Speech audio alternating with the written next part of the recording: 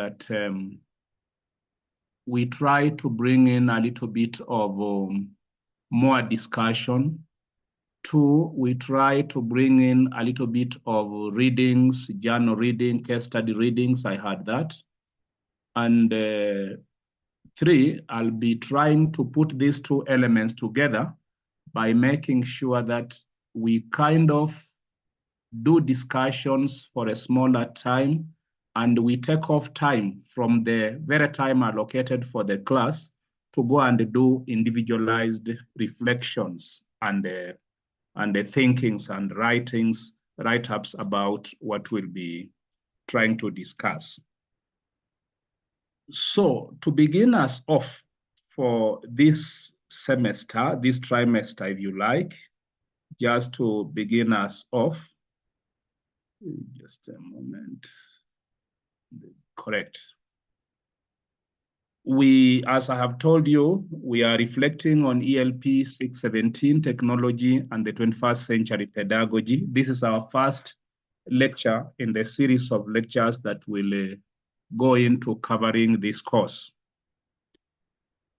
Of course, our first topic will be reflecting on pedagogy and its relation to teaching and learning. However, in this particular class, I'll try to do 2 things. 1, I will introduce the entire course by trying to put it into the analytic breakdowns of the course by giving the analysis, the small bits that constitute the course. That's 1. And then 2, we'll be trying to see if we can look at the first topic of this course. The first topic I've announced it shall be pedagogy and its relation to teaching and learning. Now, before we look at that, for our reflection this evening, I do not have a verse for reflection, a biblical verse for reflection. However, I've just been thinking to myself,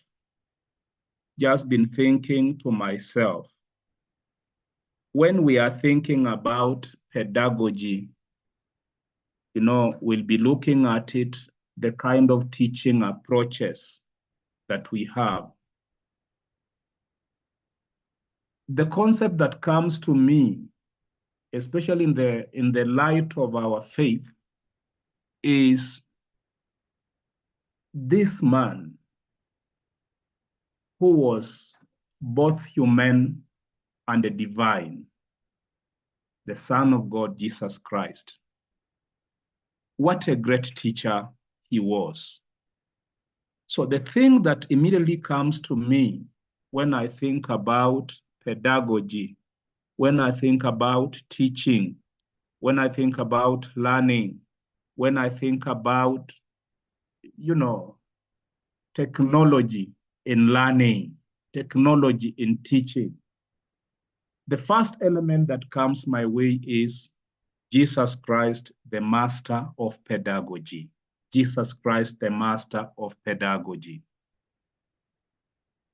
Just look at those kind of images I've placed before ourselves. Jesus, the teacher. Reflect about the Son of God as a teacher.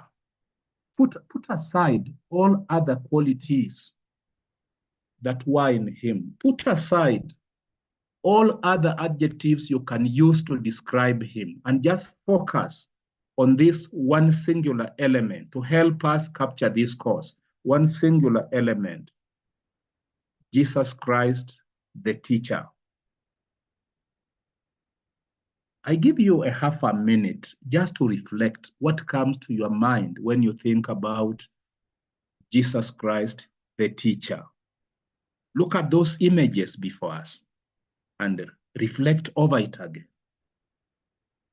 Half a minute I give you. Jesus Christ, the teacher. You cannot help but acclaim with me that no one taught like this man. No one taught like this man. No one indeed taught like this man. I don't know, we are not told about the teacher education program he went through. Of course, he was God himself, so he was divine. But this man taught like nobody else before him, and perhaps no one else after him. He is the ideal teacher that we seek to emulate when we seek to teach. Again, focusing on these 4 images before us. Have you ever considered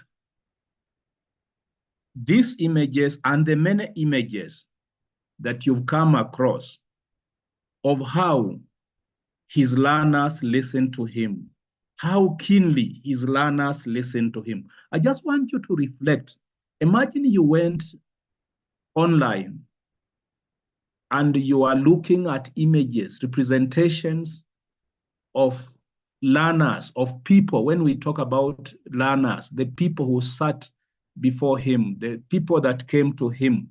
Assume you went to the internet and you are picking up images that represent the people who came to listen to him, whether they were standing before him, whether they are seated before him, whether it was during the Sermon on the Mountain, whether it was when he took a boat and he was rowing on a boat on the waters and the people were offshore listening to him, whether it is when he was calling any of the 12, whether it was when he was attending the wedding at Cana, whatever it is that he got an opportunity to teach.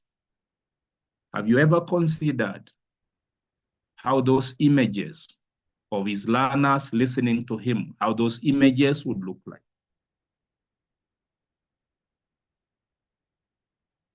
No one taught like this man. With this kind of reflections, I would like to give chance to about 2 or 3 people to share with us when you reflect on Jesus Christ, the master of pedagogy.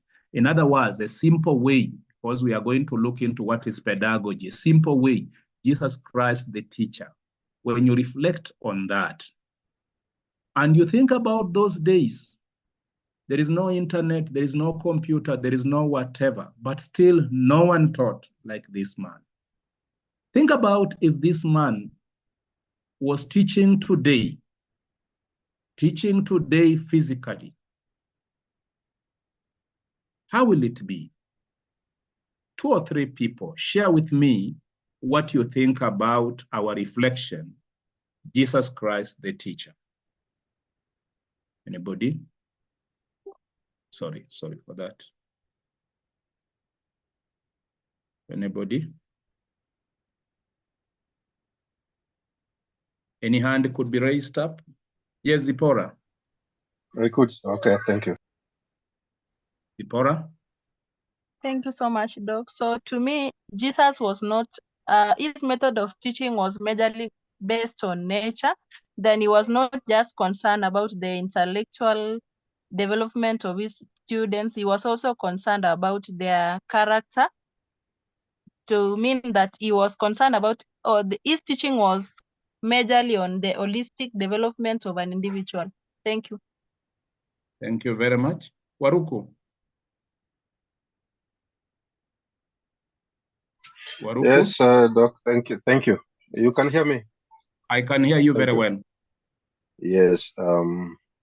This man, let me call Jesus this man, taught like no one ever did. And in fact, you've already indicated the fact that at that time, even the reference material, citations, and those things never existed. And yet, almost like he had a lot of knowledge. He had a lot of information about everything, almost everything else. And indeed, he was also teaching many who listened very keenly, but there were also a number who simply came to challenge, thinking that now we are going to get him. and we'll pin him down on this. They just got disempowered and realized how difficult it was. Look at, I think I normally like the example on his teaching, because this teaching was not just lecturing and talking, but also serious action. This lady who was brought to him, that, Master, we caught this one doing prostitution.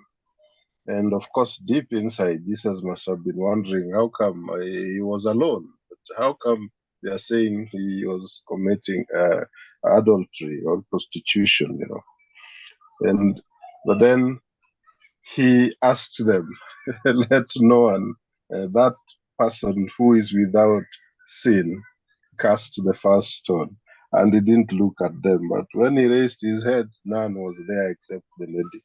You know, some of his style and tactics of delivering that, it leaves you so much enriched, even if your intention was negative, and you'll always remember what you wanted to deliver. And I think that to me makes Jesus rank top in terms of pedagogy. Thank you. Yeah. Jesus Christ, the master teacher. The master teacher. Chris, you like to add in some voice?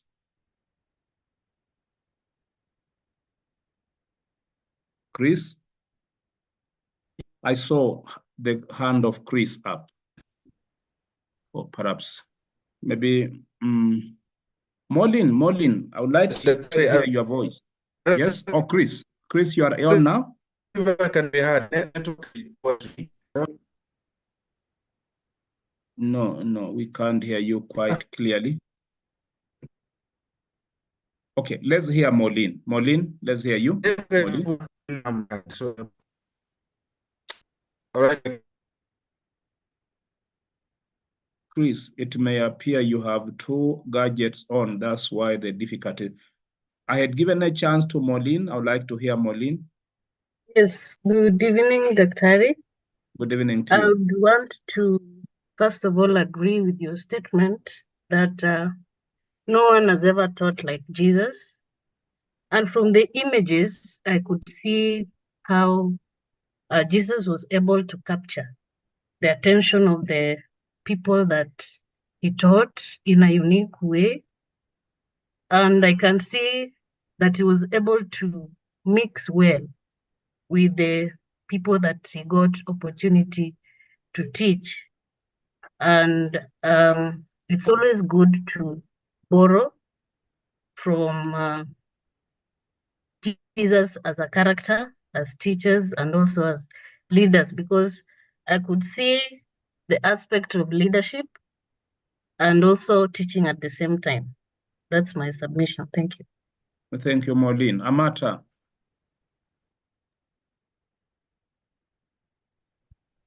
Yes, Prof. Good evening. Good evening to you. I think I also want to concur with you and my colleague that no one ever taught like Jesus. I see Jesus teaching in a very simple way and using or reflecting on life experiences of his followers. And then he was also action-oriented in his teaching. For example, he used actions of his acts of kindness, feeding the hungry, and in general showing compassion to his followers. I think that was a very dramatic way of teaching. Thank you. Thank you very much. We come to the end of our reflection.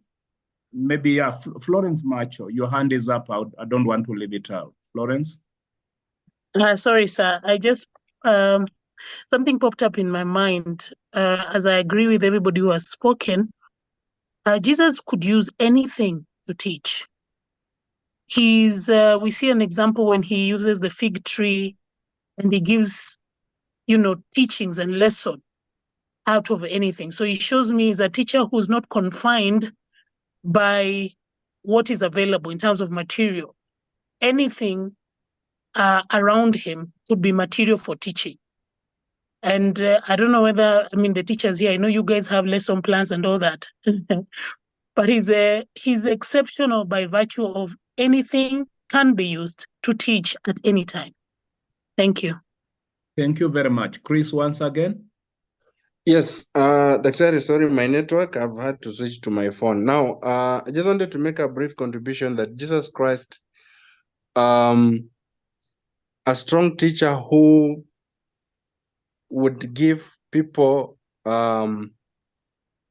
extraordinary questions that will make them to think of what to do, not just spoon feed them, and also giving them the way forward as to what will happen in the future. Number two, I'm looking at Jesus Christ and the current preachers of the day who, when Jesus Christ fed them with the fish and the bread, even though there were so many, he vanished without them noticing.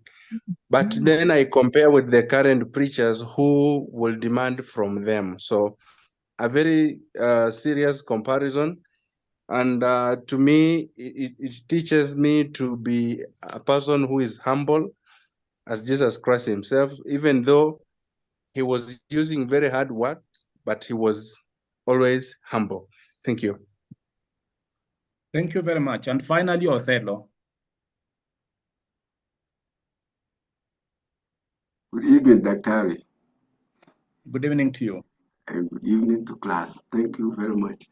I just wanted to add something to what Florence was saying. I think all our colleagues who have spoken, they have spoken very well. And one thing I wanted to reinforce here is that Jesus did not have Nyayo Stadium where we have mega crusades and things like that. Jesus was relational and contextual. He uses the things that were around at the time to relate to the people, and the things that people identify with, those are the things he was using as examples to them, because those things they know. And then his stadium was the boat. The lake. He will sit on the lake while the people stand on the shore.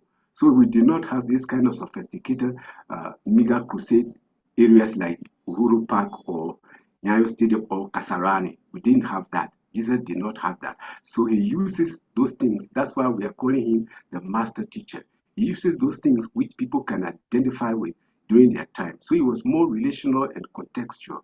And the New Testament was written after Jesus had already left. So he was just making references to the Old Testament. And one preacher said that the Old Testament is in the New revealed, the New Testament is in the Old concealed. So Jesus, all the time, he will reflect and he will give statement to the people who have read those scriptures in the Old Testament. Thank you. Thank you very much. So we would like to conclude this reflection by me once again giving a simple imagery, a simple analogy.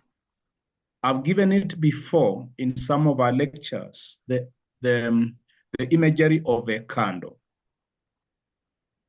You see, the very best instructor, the very best teacher, I've said before, must be like a candle before the feet of the learners.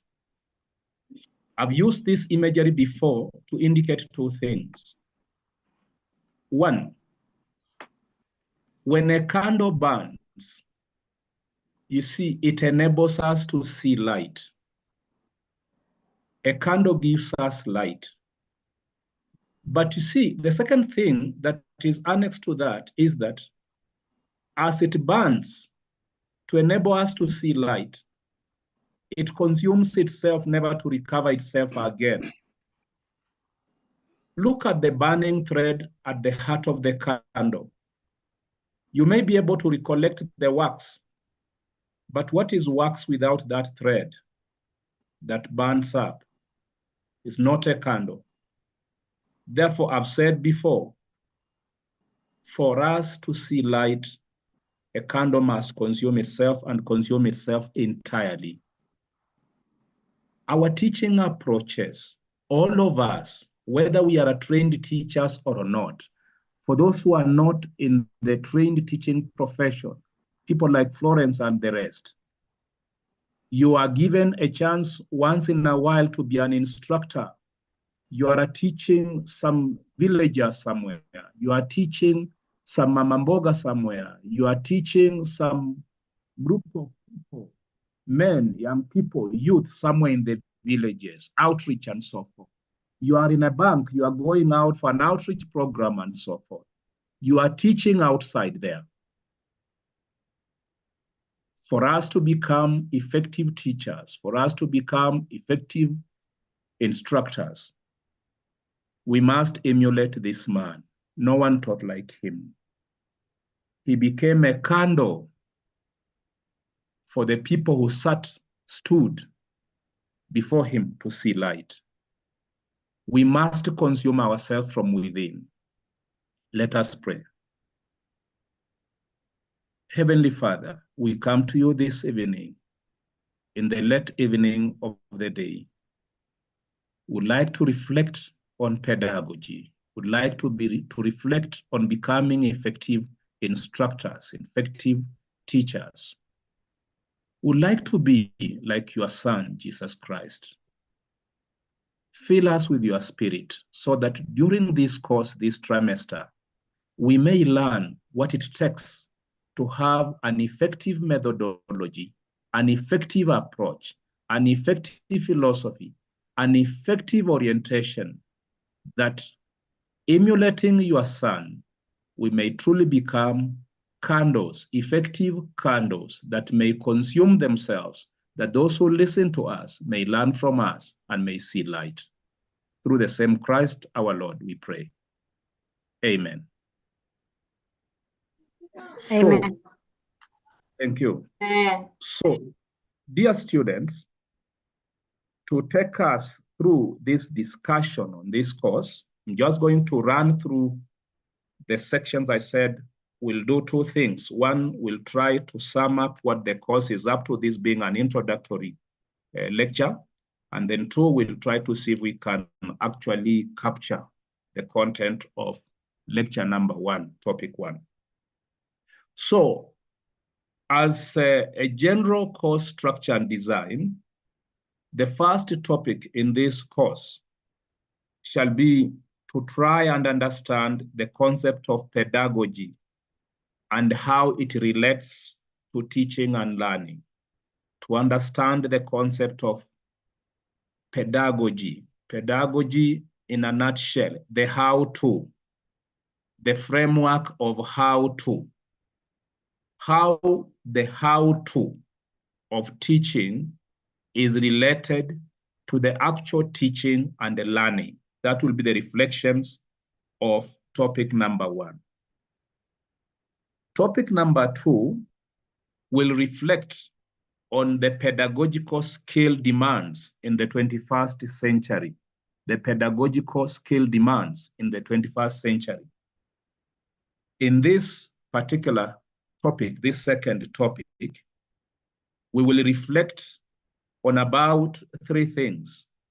The first thing will be to reflect on the why and the what of the definition of the need for a unique pedagogical approach in the 21st century.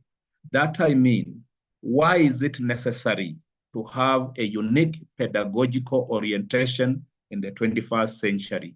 If you like, how different is this 21st century from the previous century we've been in as it pertains to pedagogical approaches, and what defines that difference? The second element in this second topic will be to reflect on how to enhance pedagogical skills in the 21st century. So this will obviously be taking us into looking at the unique challenges of the 21st century and being able to see how do we model unique pedagogical skills that will respond to those unique demands of the 21st century. Thirdly, in this second topic, we'll be looking at the concept of digital pedagogy. Why is it irreplaceable in teaching and learning today, in this 21st century. So those three elements will help us to reflect on really the pedagogical skill demands in the 21st century. Now, beginning from topic number 3, the course will take listening to what actually I heard from last week.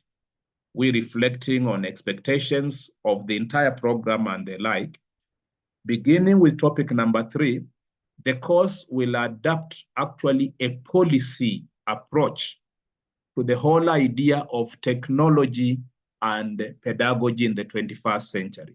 So topic number 3 will look at the general and the specific policy infrastructure on technology in education.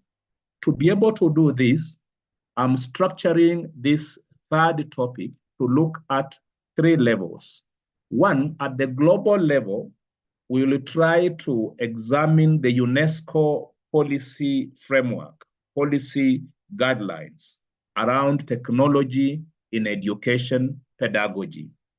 Second, we'll now from UNESCO, having given us a global view plus a few other elements, documents here and there, we'll come down to look at the African Union, and we'll be able to look at the policy infrastructure around technology in education as best in the context of the African Union in Africa.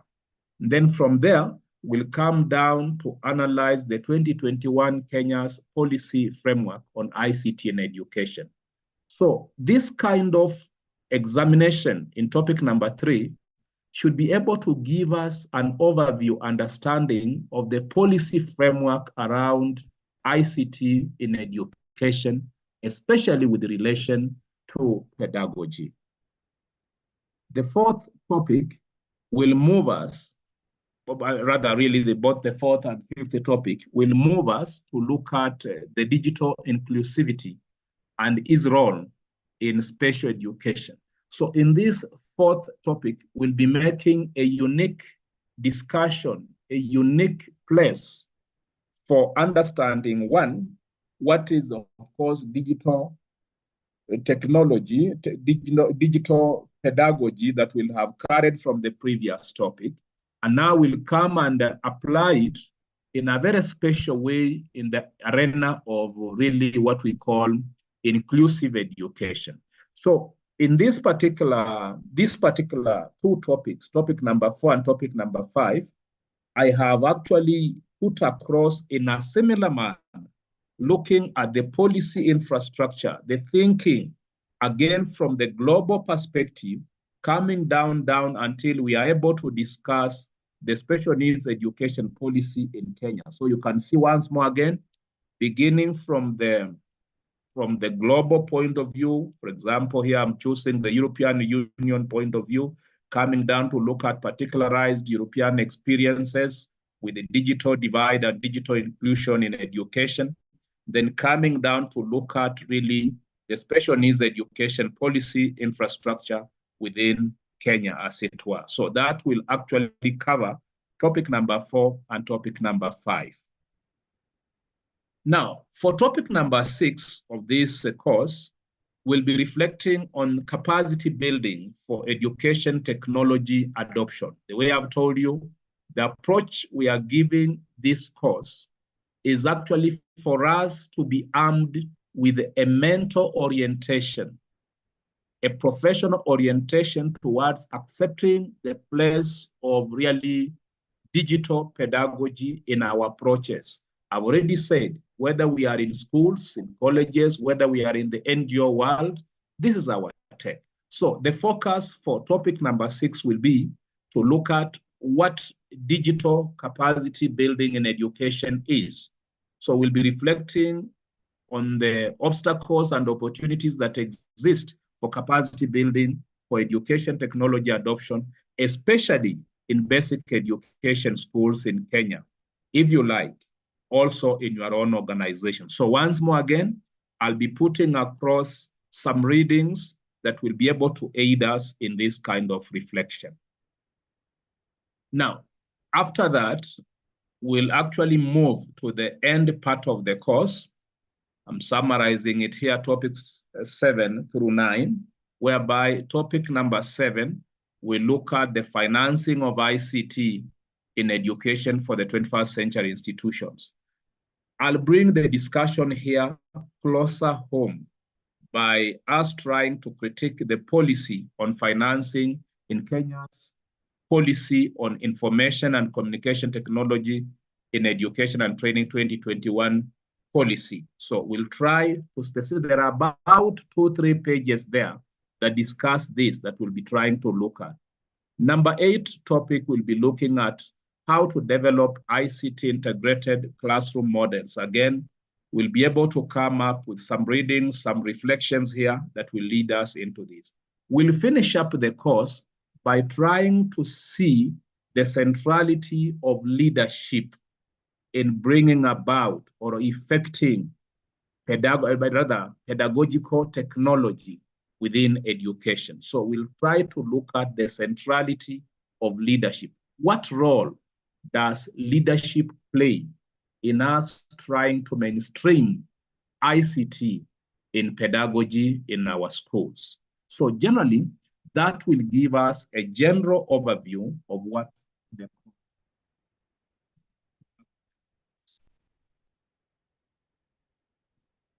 Any comments up to there? Oh, sorry. Any comments? Any hand up, perhaps? Not seen. Amata, is your hand still up, or is it from the last raising? Okay, Caroline? I'm just wondering whether you can share with us the written course outline, because I wasn't able to keep up with the pace. Pardon? I'm wondering whether you will share the course outline, because I wasn't able to keep up with your pace as you moved down the slides. No, I'll be able to do that. I'll be able to do that. Why I'm trying to move faster, I assume because the slides are already with you, whatever it is. But still, when you follow, you can see I'm actually just talking in, but I'll still share the soft copy of the same. Understood, Caroline. Another comment? Noted.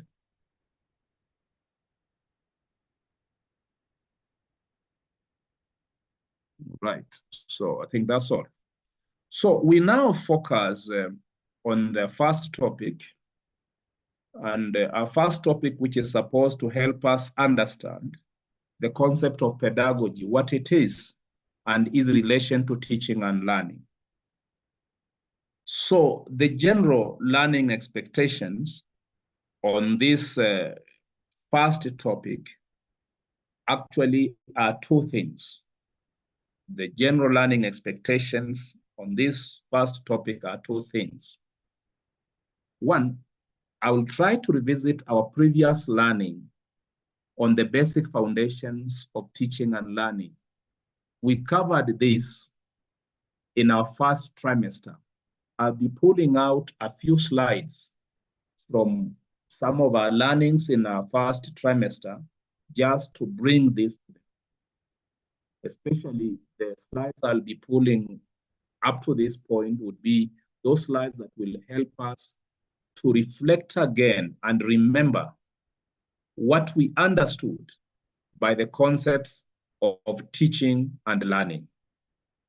Having done that first thing, then we'll move on now to the focus of this first topic, which shall be to enable us learn about 1, the meaning of pedagogy in terms of its origins, its conception, its justification, why we need pedagogy and why we need an effective pedagogy more than before today. Second learning focus in this current topic would be to look at the different approaches to pedagogy, that the various pedagogical theories. There are so many, but we'll pick up about 2 or 3 just to look at constructivism, the social constructivism theory, and really what we call the critical pedagogy theory. We'll finish that discussion, as it were, by looking at asking ourselves what ought to be the goal of pedagogy. what ought to be the goal of pedagogy. We will be answering that question of what ought to be the goal of pedagogy by saying, actually, pedagogy must aim at arriving at the learning outcomes that we set in our instructions. Before we go out to teach, we set out learning outcomes.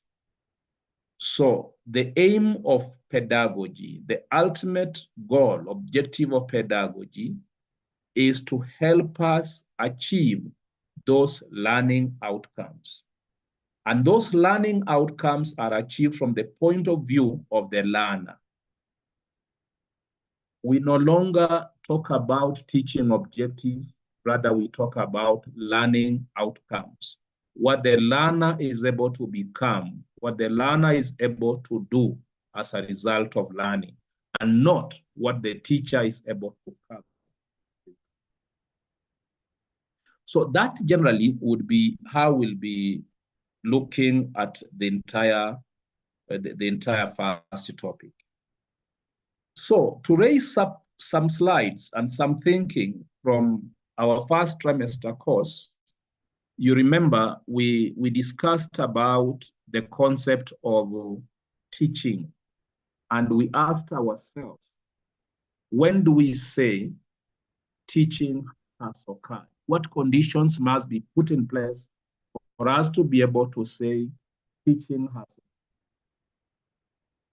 occurred? Together we said there must be three conditions that must be put in place for us to actually agree teaching has occurred. Of course, we did mention a caveat that it is not always the case that for teaching to have occurred, somebody must have learned something, or somebody must have learned something new. However, we emphasized the first condition for us to say teaching has occurred. The one who moves out to teach must have that initial intention for somebody to learn something. Whether somebody will learn something is completely another idea, but indeed, an effective teacher must move into that learning environment, teaching environment, with an initial condition, what we call really initial disposition, that he intends to have somebody to learn something. This is what we call the intentional condition.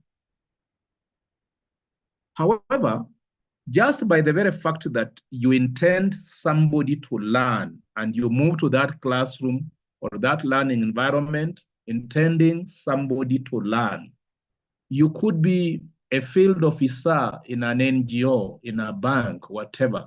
You move out for seminars.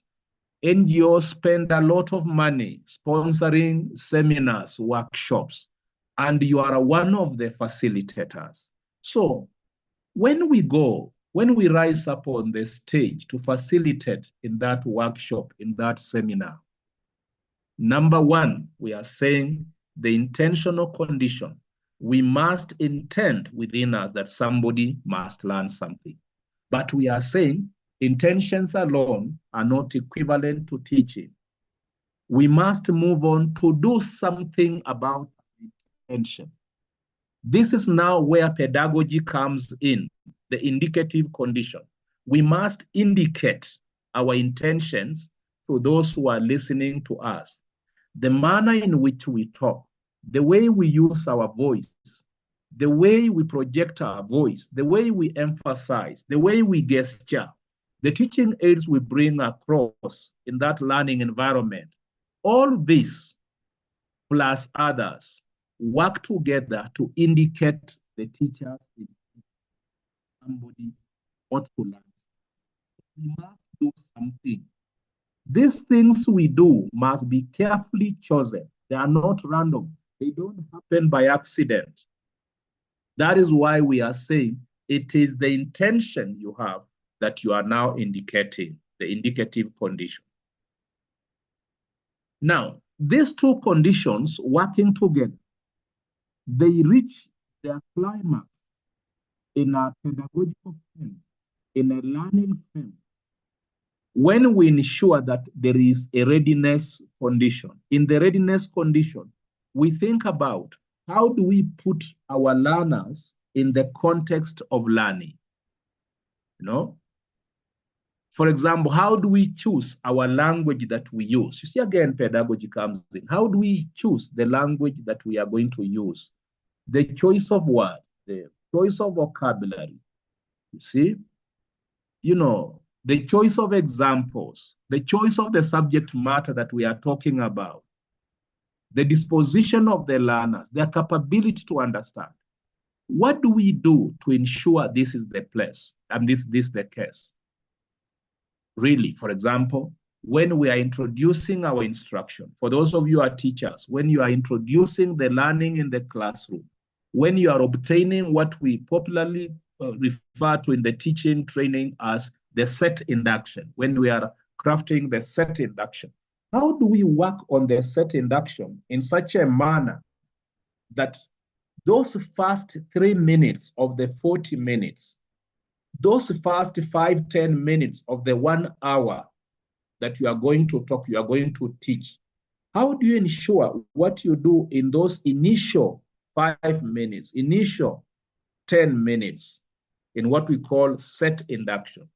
What you do in that space of time, how do you ensure that it captures the attention of your learners closer to you being described as really approximating that man? No one taught like this man. What can we do as instructors? What can we do as teachers to ensure that we create a readiness condition within the environment, within our learners? That's actually what we are talking about.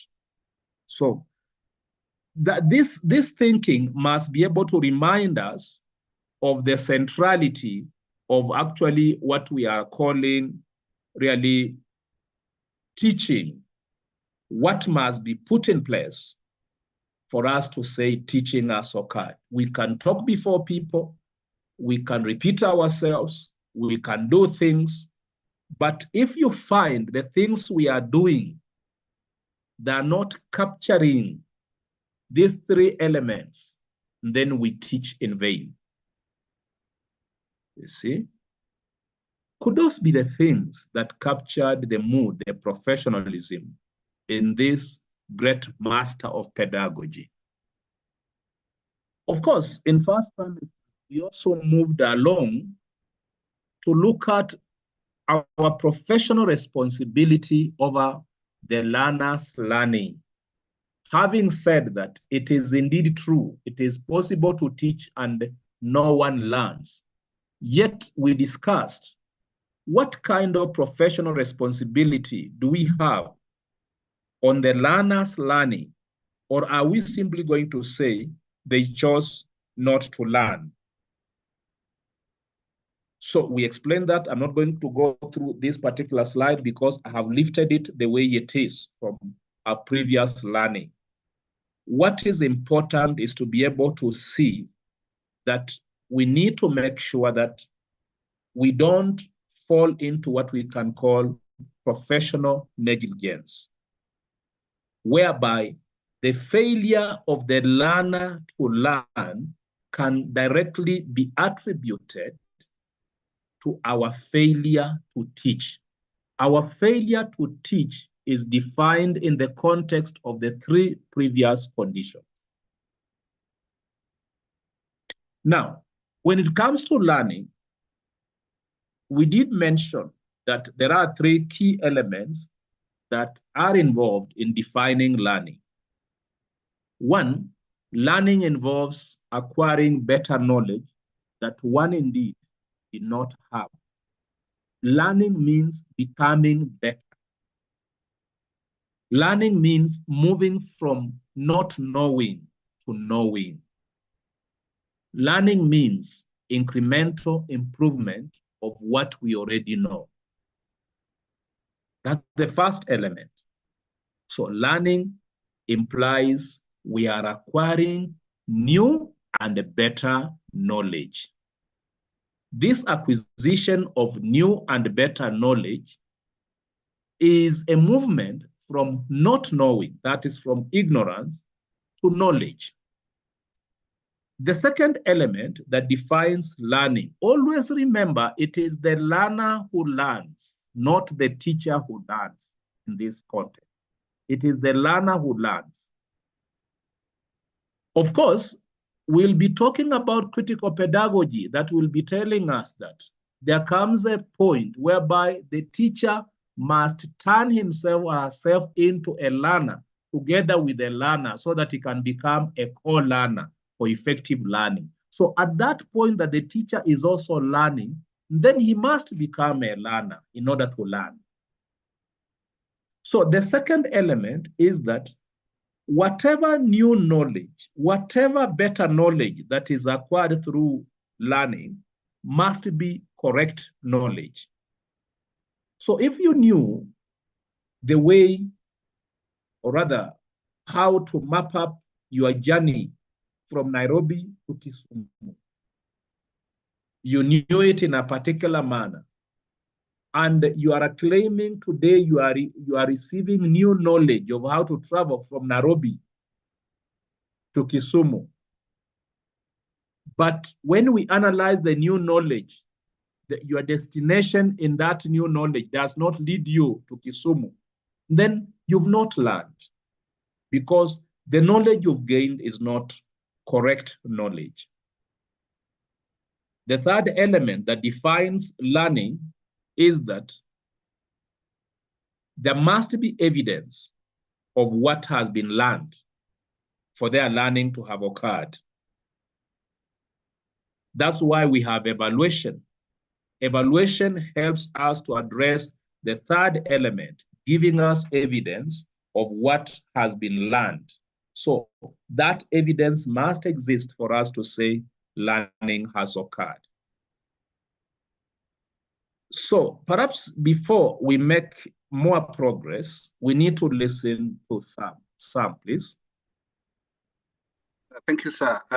Listening to you articulate the elements of learning, something came to my mind, and I was wondering whether you are leaving it out deliberately or it's coming in the next slide. I am thinking about learning skills and attitudes and behavior. Do they constitute learning, or learning is limited to knowledge? Come again, Nyabere. Come again, please. I am thinking about what people learn. Knowledge is one of them. And the current slide actually emphasizes on knowledge, but it leaves out skills and attitudes and behavior. So are you being deliberate here, or will they come in the next few slides? No, they'll come actually towards the end when we'll be looking at how to construct expected learning outcomes. And we'll be trying to figure this out, actually, the three domains of learning, whereby we'll have the cognitive domain, the psychomotor domain, and really the affective domain that actually rounds it up, as it were. Nyabere, thank you for that. We will come towards the tail end of this presentation. Boaz. Thank you, Mwalimu. I'll pick it from where Sam has left, and these three elements of learning are interesting for me, and it just made me start questioning if, for example, some of the knowledge acquired in the systems which we have had in education can be disqualified now, or which can now be disqualified, can now make us to generally render those who learned through those systems to be unlearned and less knowledgeable. I'm saying so with examples. For example, I mean, we went through history books, some that documented the first person to see Mount Kenya, to discover Lake Victoria, and all those things were seriously examined. And also then I start by wondering the relevance. Is the relevance important also in here when we are talking of these knowledge elements? Thank you. Good. So I think when I hear you, Waruku, your question seems to emphasize what constitutes learning. What constitutes learning? And you see, you reflected on the three elements where we seem to be saying, using different words. The first element, not just focusing on acquiring better knowledge that one did not have. I think the final segment puts it better and captures the mood. The first element is about learning consists in getting better at something. Getting better at something. I leave it to you, Waruku, because there is a question you've asked us there. We've read in books, so and so was the first man. Instead of saying, from our part of the world, those who are writing this, from our part of the world, so and so is the first one to come from our world and they see this. But we say, so and so was the first person to see that. That is knowledge as far as you look at it in the context I have framed it. If, for example, you come from a given some ethnic community and you believe that's the only ethnic community that exists, and that kind of thinking is alive with us in Kenya. You see? So that when you are asking, how many people are employed in Kenya breweries or in Kenya railways, how many people are employed there? You are not asking about the number of workers at Kenya Railways. You are asking about the number of people from your ethnic community. These things are, I'm just trying to think aloud through your kind of challenge, Waruku. I'm just trying to think aloud. So that if you find there is nobody from your community, then you say, next year we've now gotten, this was the first person to work in Kenya Railways, but we are not qualified. So I want to say the critical element in what constitutes learning is what comes at the end, here.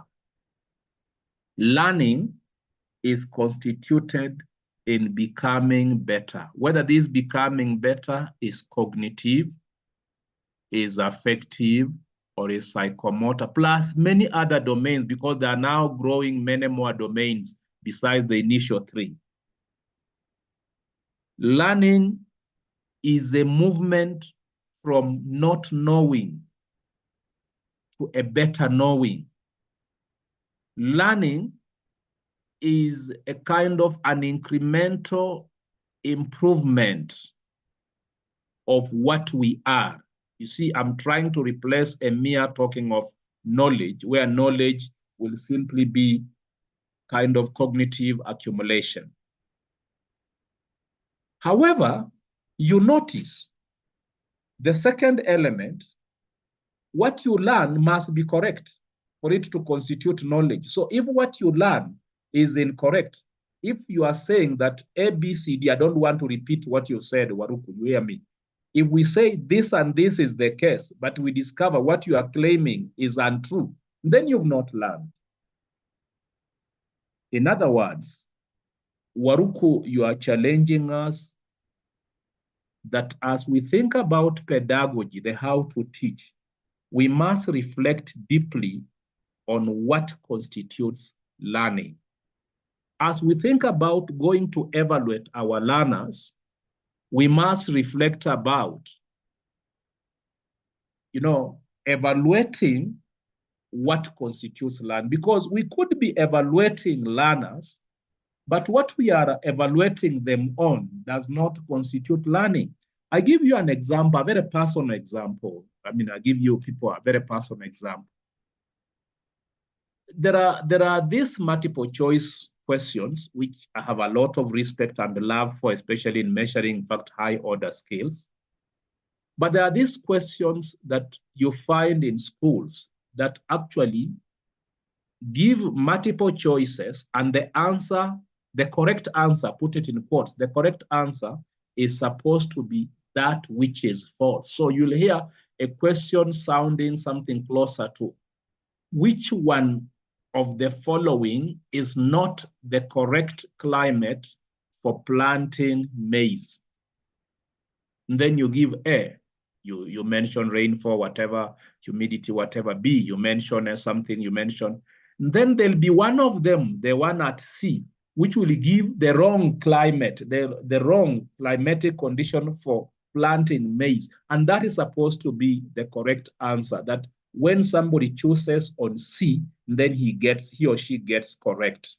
So my very personal, professional feeling has been, this is a wrong way of evaluating learners, because you cannot ascertain what the learners are capable of doing, what the learners know, by asking them to state what is false. I hope you hear me. Obadiah, I saw your hand up. Yes, sir. Good evening. I really like that logic. I really like the last statements that you've said. But now I have a question pertaining to the definition of learning. Yes. Are you looking at learning in terms of acquiring only desirable outcome, or it can also mean the opposite to an individual? And now, from that explanation, where does the informal learning comes in? Because maybe in my idea or in my way of looking at it, I look at it that it focuses majorly the formal learning, where we have something that is structured, where we have objectives stipulated, but it doesn't leave more room for chances to happen. Thank you. Thank you very much, Obada. Now, I want to turn the question back to you. What do you mean by desirable outcome? Yeah, I'm saying like now desirable outcome is that maybe at the end of the lesson, at the end of maybe a reading test, a reading lesson in French, we are saying that at the end of this lesson, or by the end of this lesson, a student would be able to read a statement. I think that is more desirable. I hear you. What will be later calling in this lecture expected learning outcome, correct? Or what we used to call lesson objectives traditionally, correct? Yes, sir. Correct.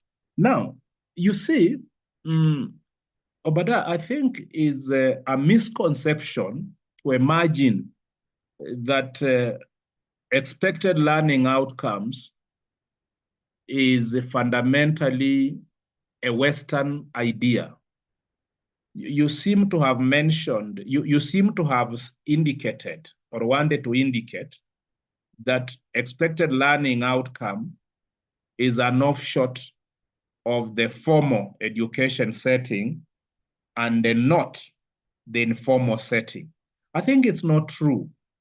You see, the fact that we never wrote that, the fact that the grand teacher that we saw in the reflection in our initial reflection at the beginning of this lecture, the fact that he never wrote a lesson plan, the fact that he never wrote a lesson objective, the fact that he never wrote an expected learning outcome, the fact that he never gave papers to the learners to write an exam so that he can mark, that does not mean those things did not exist. Indeed, you remember, just before he left, when he knew, the time for his departure had come, he had that grand evaluation, grand exam. He sat the disciples, the learners down and asked them, what do people say I am? Who do people say I am? What do people say I am? And they spoke about what they hear people saying he is. And then there came the great question, and what do you say I am?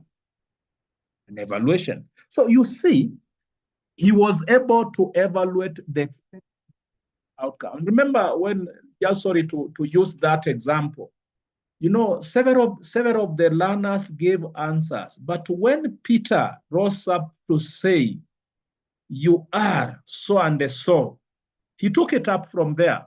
No distraction. He took it up from, because he wanted the rest to know this is the most correct answer. He took it up from there. And from there now he plans the journey of his departure, the betrayal, the crucifixion, the death, and whatever it is. What am I trying to say, dear students? I'm trying to say, even in what we call informal learning, still there exists the cognitive element. Cognitive simply means what ought to be known mentally, what ought to be known. What ought to be known, as we will see in Bloom's, starting from the lowest, remembering up to the ability to create new ideas. Second, whether informal or formal learning, there is always the hierarchy of the affective domain, touching the attitudes of those that you are teaching. Once more again, whether it be in the informal or formal learning, there is always the psychomotor intent. That is the learning, the ability to do things with the intramuscular coordination, the manipulative skills, the ability to do. Whether you teach science in the laboratory, your students are going to pass chemistry not on the basis of the chemical theories, the theories in chemistry and how they're able to do whatever. There is the way they will handle the test tube. That is a psychomotor skill. The way they will handle the pipette, that is a psychomotor skill. When they write a composition in English, insha in Kiswahili, the way they will handle a pen and write down, because handwriting is a psychomotor skill, it's not a cognitive skill. The way they will handle that pen to write, surely handwriting will earn them marks. So the way, when you see, if that sounds Western, that is formal, then I would say, when our grandfathers would watch us, when we'll weed the maize beside them, the way we will hold a djembe, the way we will remove weeds around the plants in the shamba, the way we will slash, it will give them an indication in the traditional model of whether we've gained the knowledge or not. In a nutshell, it remains true that learning means getting better at something. Learning means gaining the correct disposition of an idea. And thirdly, for us to claim learning has occurred, indeed, we must demonstrate evidence. And a final rebuttal. Maybe not. We make progress there. So having now looked at what teaching and learning is, then we are saying that learning is that overall reorganization of existing frameworks of understanding. So you see, it may not simply be that you have known something afresh, but it can also be a reconstruction, reorganization of what you already know, reorganization of what we already know. Now, it is on the basis of this understanding of teaching, it is on the basis of this fundamental understanding of learning that we peg our discussion in this course, Pedagogy and the 21st Century Technology or Challenges. Therefore, to help us understand what this exactly means, we start by asking ourselves, this great word, pedagogy, what does pedagogy mean? Now, of course, I don't want to fall into that trap that seems to say a teacher first existed in Europe, in the Western world. No, in every human society, there has been a teacher. In every family, there has been a teacher. So teaching, whether you want to call it a profession, whatever you want to call it, is as old as humanity. However, it is in ancient Greece whereby, you know, the noble, the rich people could not find time to teach their own children. Therefore, they looked for some ordinary people in the society, those who are not noble, and entrusted their children in their care. So these people came to be referred to as pedagogues. They came to be referred to as pedagogues. So, you see, they had the methodology, the ordinary methodology of facing life. That's why we say the term pedagogy is rooted in the understanding, in the ancient understanding that children require or need pedagogues. The idea that, you know, children require to be led. A pedagogue refers to a leader of children. You know, the word pedagogue from paidion, the Greek word for child, paidion, the Greek child for a child, the Greek word for a child. Therefore, a pedagogue becomes the leader of that child. Now, pedagogy, therefore, from that Semitic or conceptual origination, pedagogy will now refer to the leading of a child towards learning. So pedagogy will be looking at how knowledge and the competencies will be imparted in a learning framework, in an educational setting, the how the children are led in order to know. We don't assume simply they will know by themselves. So pedagogy is about really the how of how knowledge, of how competencies, of how values, of how attitudes, and so forth will be imparted into the learners.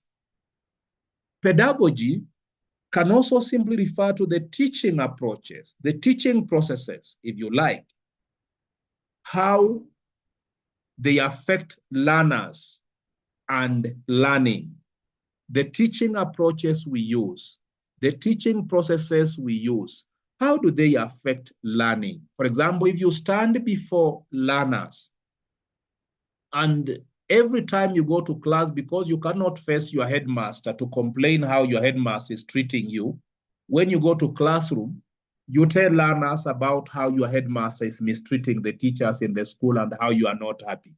You realize that that becomes part of the pedagogue, the leading of learners, if you like.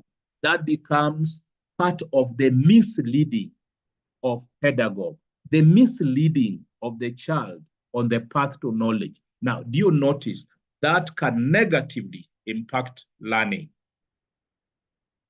Pedagogy is that act of teaching the very act of teaching. Pedagogy is about how we utilize the available technologies, the available innovative methods so that we can facilitate learning. When we mention the available technologies, a technology can be as simple as the piece of chalk and the blackboard. That's the technology in our hands. So the question is, how do we utilize that technology? Now, you notice, technology here, I'm not talking about a computer, not talking about the projector, not talking about such like things, not talking about Zoom. I'm simply saying, pedagogy, when you talk about technology, could simply refer to that piece of chalk that you hold as a teacher, and that blackboard, the chalkboard that is before the learners. That becomes your technology. And that's why those of you who've gone through the teaching training, a simple idea as how do you write on the chalkboard?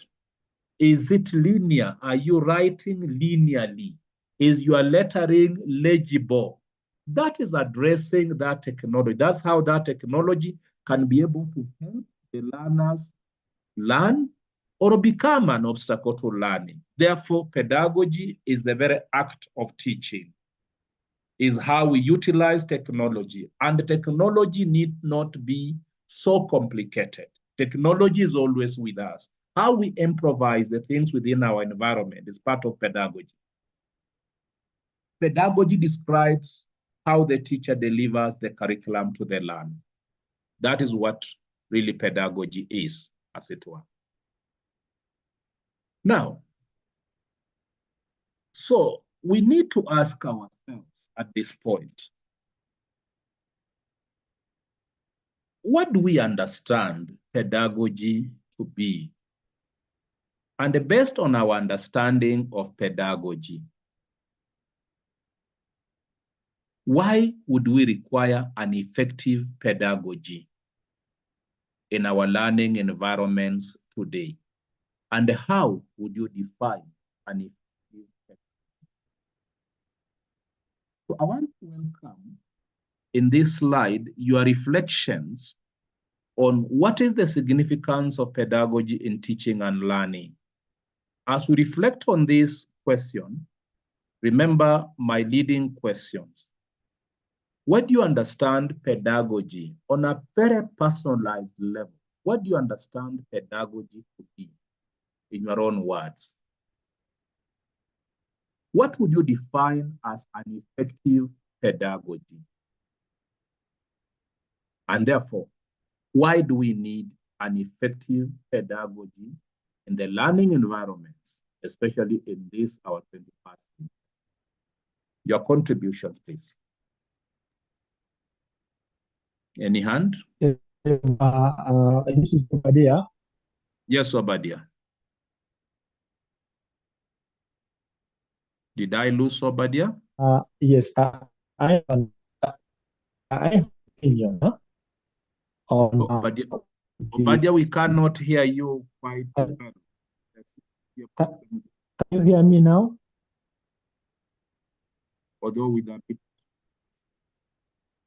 Maybe attempt to Hello, can you hear me now? and get back to us again. Your network and okay, okay. Jen, Missy. I think yes. Why the need for effective pedagogy? Like we're saying, if learning has actually taken place, yes, then there's something we need to know. We need to know that there is some knowledge that probably has been transferred. There is some favorable, observable change. So why do I need the pedagogy? So that I see how to effectively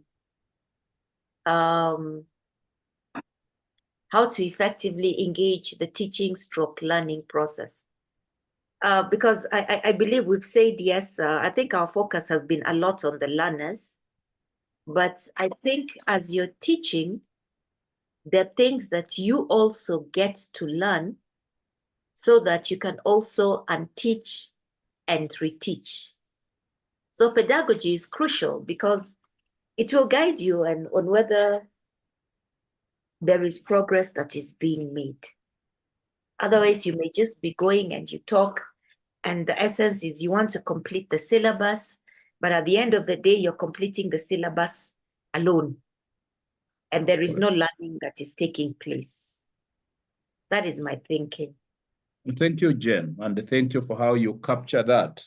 So pedagogy, my take home from what Jen you've said is that pedagogy is about the how to enable learning. You see, we are not saying that we are overemphasizing learning. Indeed, pedagogy is about the teaching. What we are doing, remember in first trimester, we did say the learner is the principal cause of learning and the teacher is only an instrumental cause of learning. We did say when the learner wants to learn, he will learn. You see?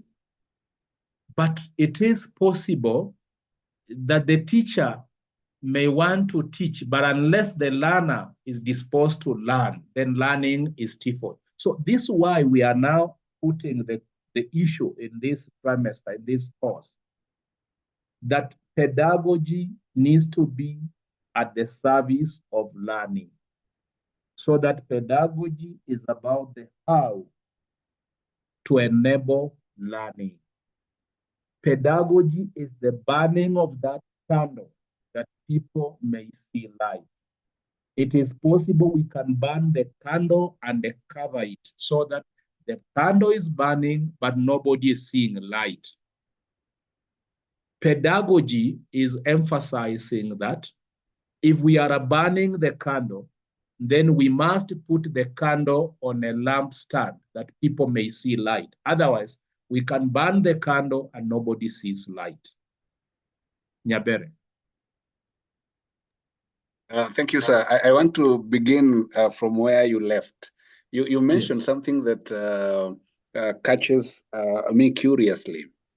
You say that for learning to take place, the learner must want to learn.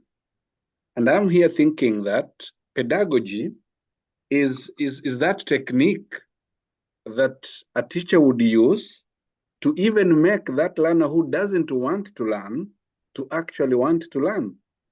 Correct. And in that case, then I wanted to, I'm not a scientist, but if my memory serves me well, a catalyst is that element that is used to accelerate a chemical reaction.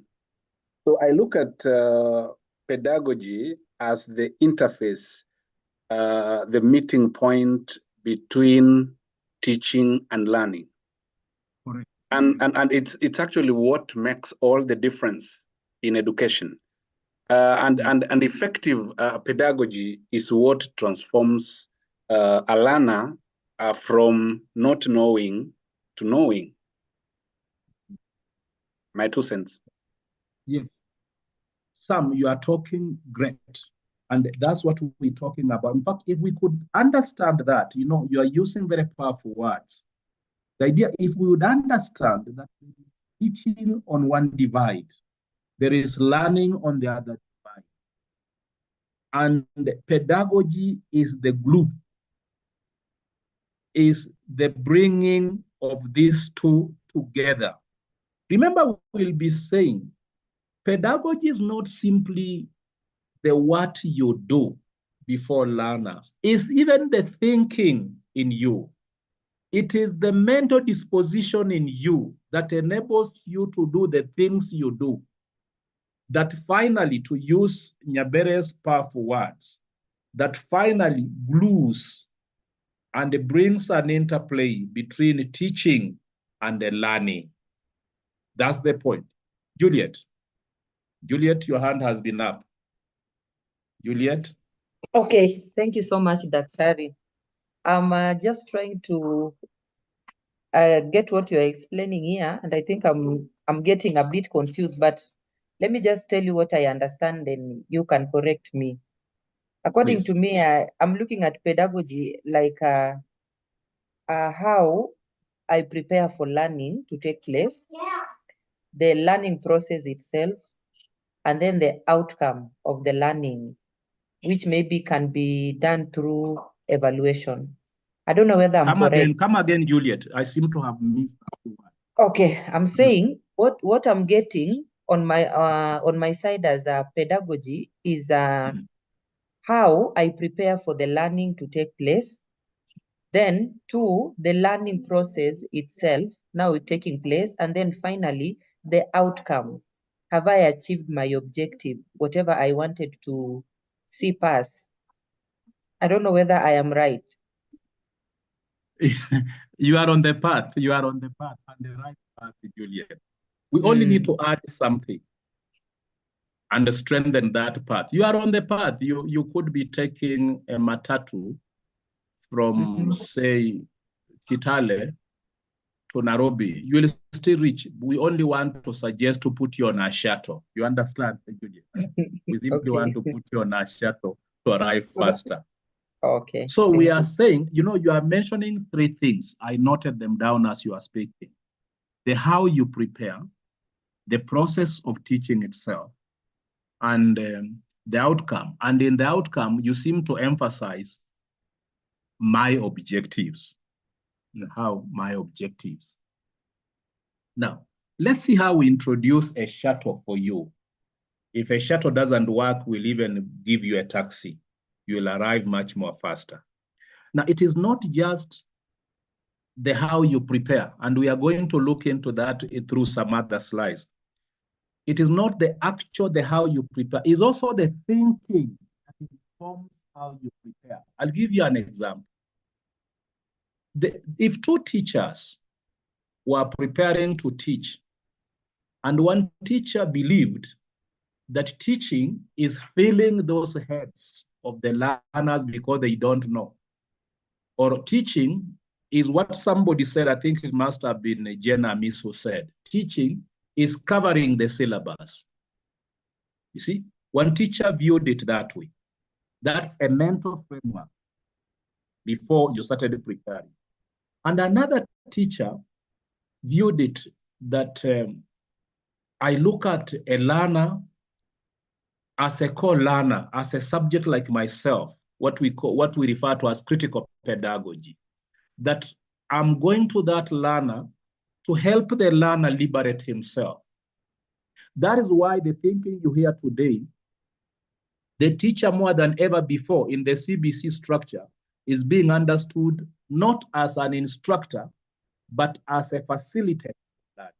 That's why I'm saying pedagogy does not begin with the how we prepare.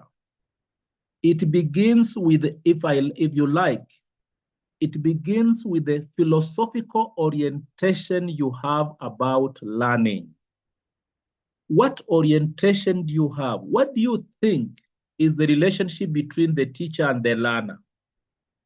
Do you have a feeling that there is nothing the learner brings to the learning discourse, that it is the teacher who comes to say? That will affect your preparation. That will affect your process of teaching, and that will affect your outcome.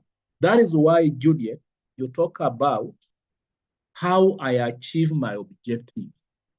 You see, pedagogy in the 21st century is not about how I achieve my objectives, but having set the expected learning outcomes that define not what I want to achieve in terms of objectives, but what the learner should be able to know, what the learner should be able to do.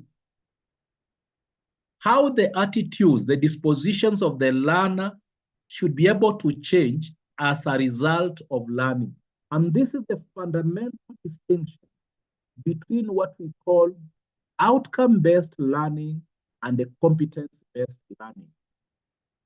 Outcome-based learning evaluates learning on the basis of what the learner is able to know as a result of having learned. Competence-based learning evaluates learning on the basis of what the learner is able to do as a result of learning. That's why, Juliet, we are now transferring you from a matatu. You'd still reach Nairobi, and we are trying to put you in a shuttle by emphasizing that it is not only how I prepare, although how I prepare is part of pedagogy. It is not only about the objectives I set to achieve. In fact, this is the fundamental distinction that you see in the CBC, in the competence-based learning, will no longer talk about the learning objective, the lesson objective, but we'll talk about the expected learning outcome, meaning it is reflective of learning. I think that element that came much better, I think it was Nyabere who brought it. Pedagogy is about how we place teaching at the service of learning. Juliet. I'm here, Daktari. Yes. What do you say after hearing that? I think I will take the shuttle. Are we managing to put you on a taxi? That's the question. or a shuttle. Okay, you talk about how we place teaching. Sorry, can you repeat the last statement, the one for Nyabere? No, I can't. Actually, I You can't assure you I can't because I was not reading. It will somehow come again. At the service of learning. Correct. Please. Okay. Thank you. But Daktari, I had raised my hand and I wanted to ask. I think it's getting out of my mind. Please, you are on the floor now. Yeah, you said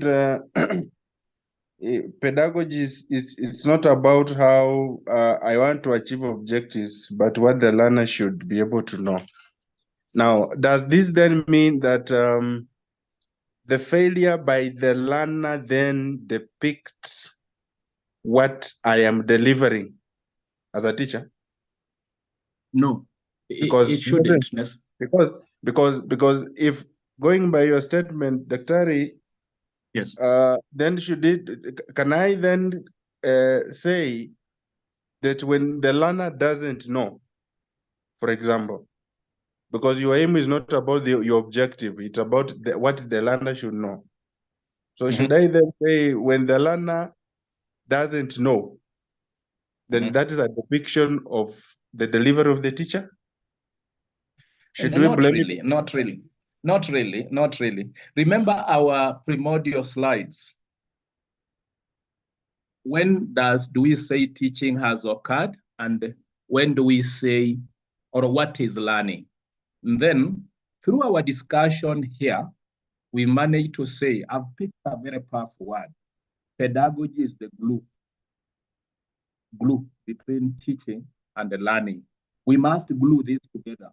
We must not allow teaching to exist in isolation of learning, nor learning to exist in isolation of teaching, although they can.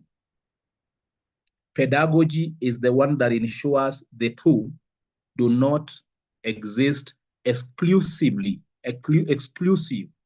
of the other. That's why, Chris, why I said a bit more is to explain it this way. You see, remember, I think it shall be in the second topic next week, if you remember the outline, where we'll be reflecting on 21st century pedagogies. And you see, we began. What we are wrestling with now is what are some of the changing dynamics in the understanding of the how to teach, of the how to glue teaching to learning, in the understanding of pedagogy in the previous century, in the 20th century, and in the 21st century. What are some of the changing dynamics? One of the changing dynamics is this. In the previous years, look at the lesson plan. In fact, one of the issues in the 21st century is one of the competencies is learning to unlearn so that we can learn. That's one of the greatest competencies.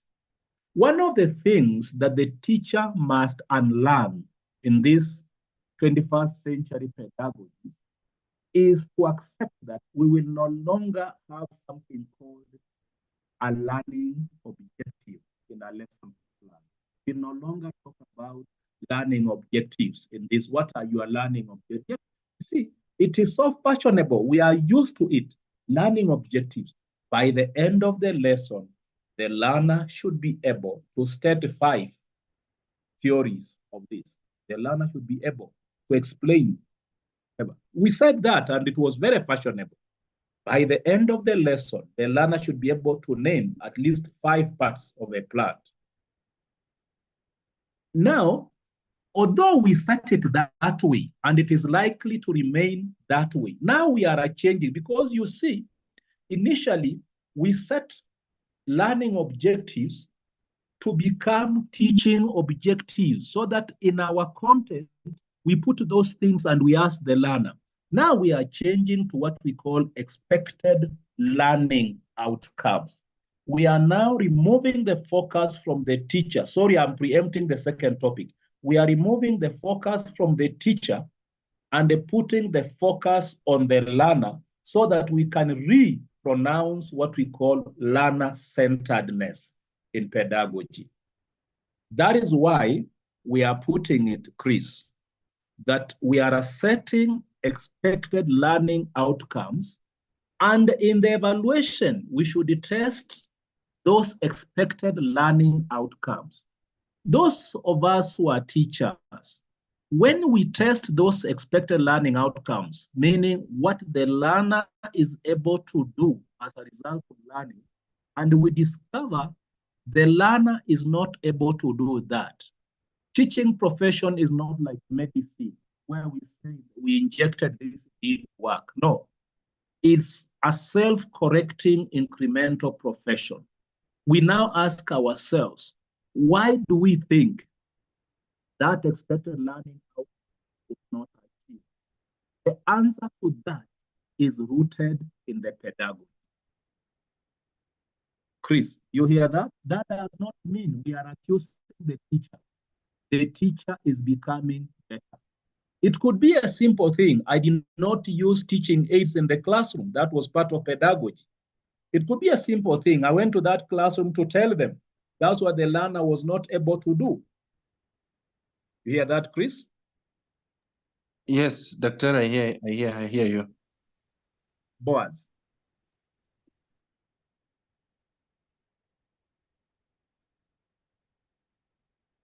Did I see the hand of Boaz? Yes, yes, Dr. Please. Yes, yes, I'm here. I don't know whether you can hear me. I can hear you. Okay, thank you. Part of what actually I wanted to address is what you are explaining very well, but I wanted to suggest or check whether what may be considered as significance of effective pedagogy in teaching and learning can constitute one, the trigger that certain pedagogies give for the quest for more knowledge by the learners. And if we can also consider that the pedagogy, if it is effective, then it stimulates learning and indeed motivates for innovation, so that the new creativity and style ideas that then we gather is actually attributable to the pedagogy.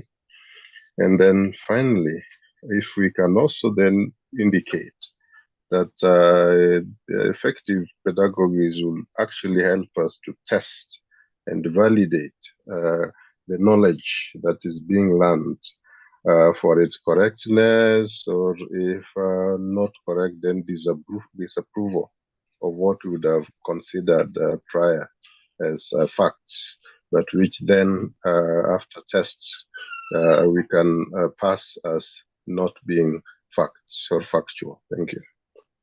Correct. I think that one I can just say noted, noted. Sanya?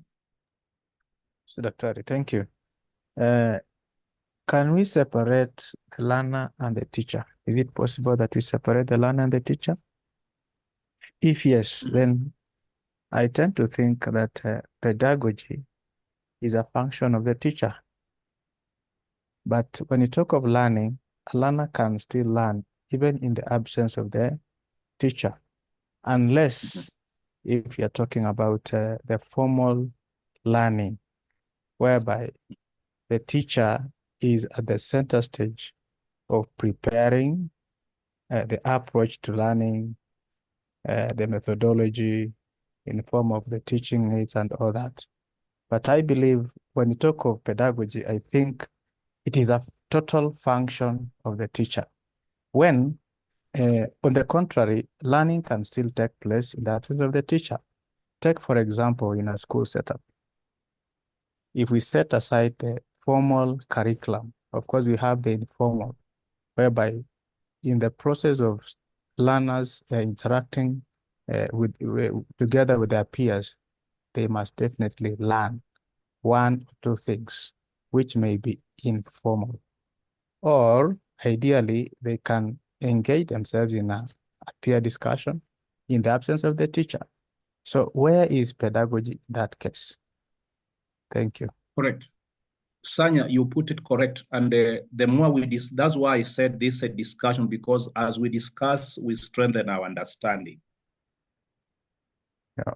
Again, my pickup, I wrote a note as you are talking.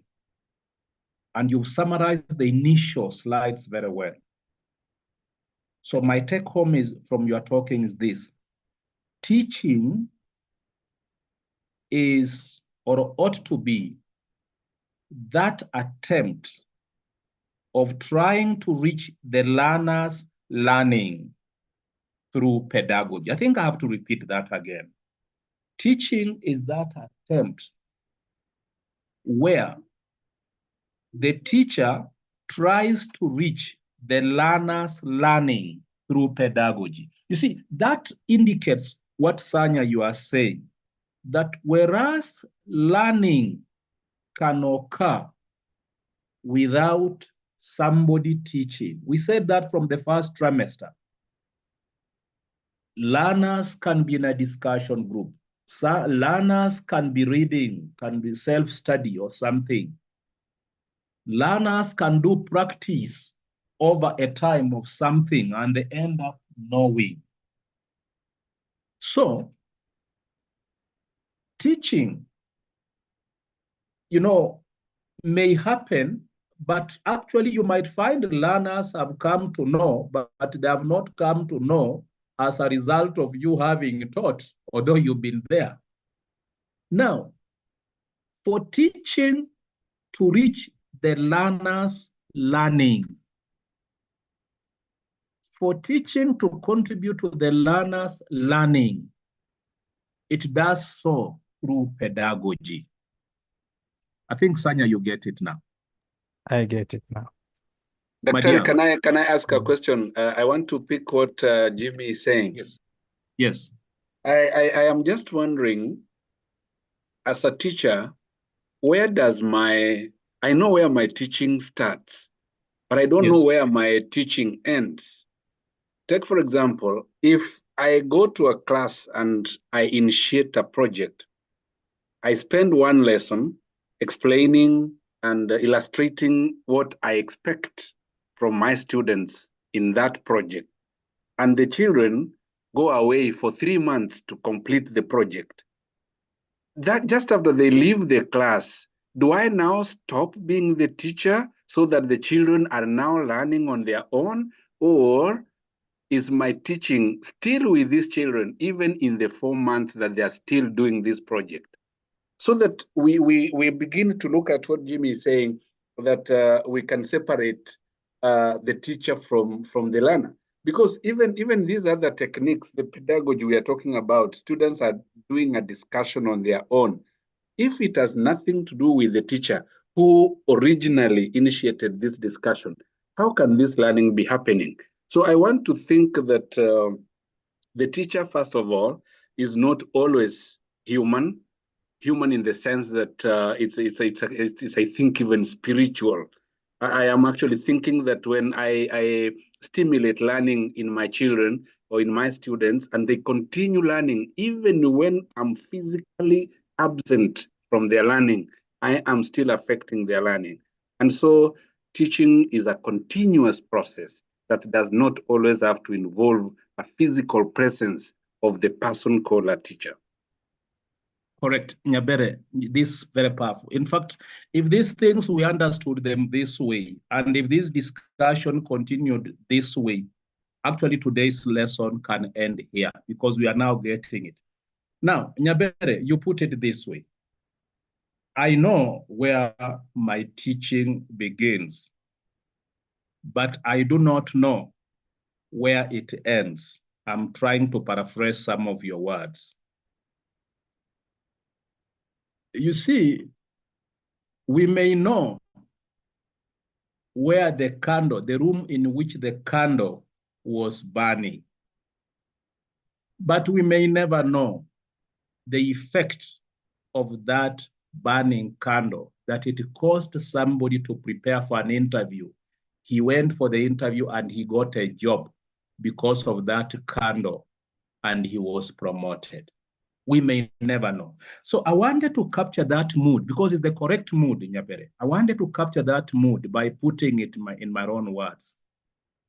Indeed, pedagogy, in fact, you are now getting it. Pedagogy is not to be limited to a physical involvement between this learner and this teacher.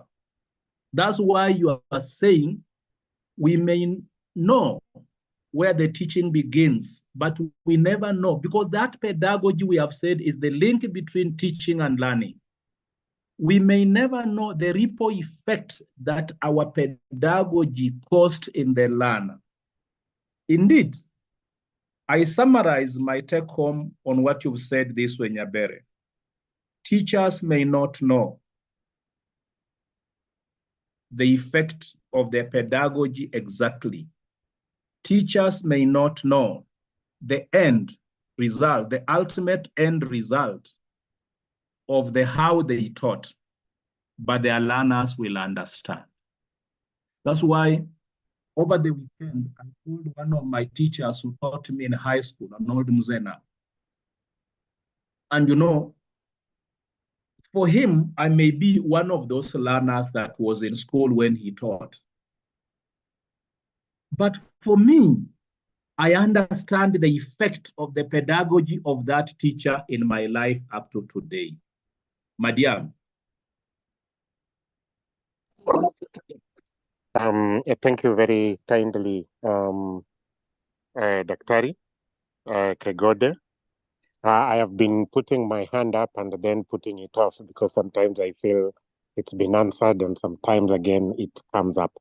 But before I begin, let me thank Nyabere for highlighting the continuous, never-ending nature of teaching or pedagogy. I think he captured that very well. Now, to my point.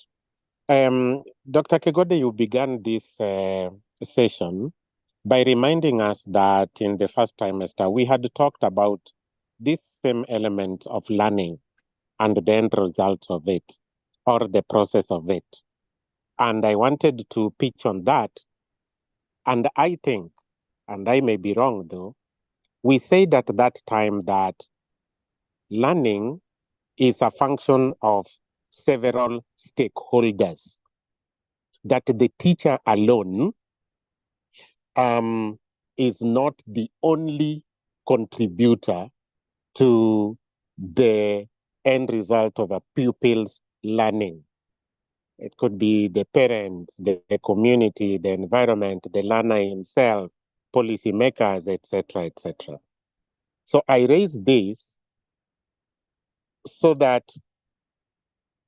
to request and see, as we do this course, pedagogy in learning, can we essentially symbolically put a disclaimer that is saying we are not claiming that pedagogy in learning is the only source of the learner's final result of getting knowledge or accumulating knowledge.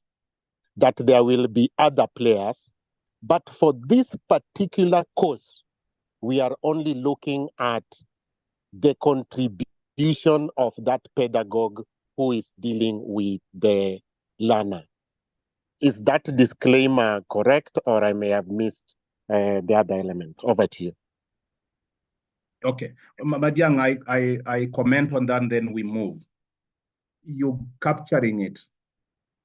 You see, if a teacher, or rather, if teaching is ever necessary in this society, rather, if you put it, the importance of a teacher in this society is because teaching is important. That premise, that the importance of a teacher in this society is premised on the fact that teaching is important.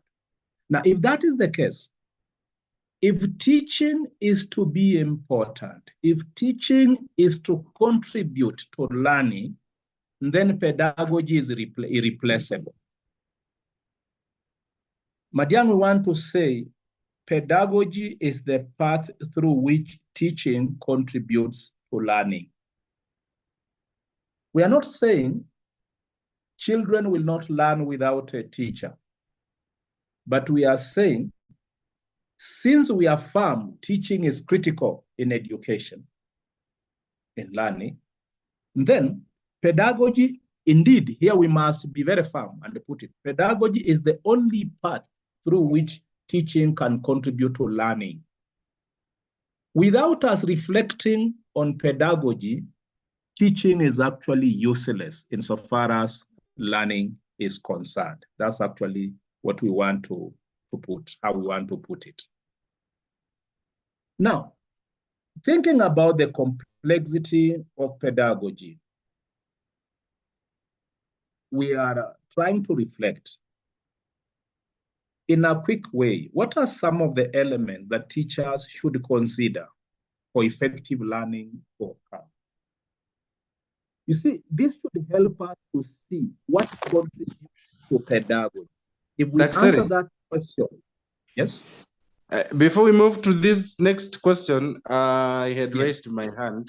Maybe it can't be seen, but no, maybe... I saw it. I deliberately did not pick it. I saw it. Yes, please. Now that you are talking.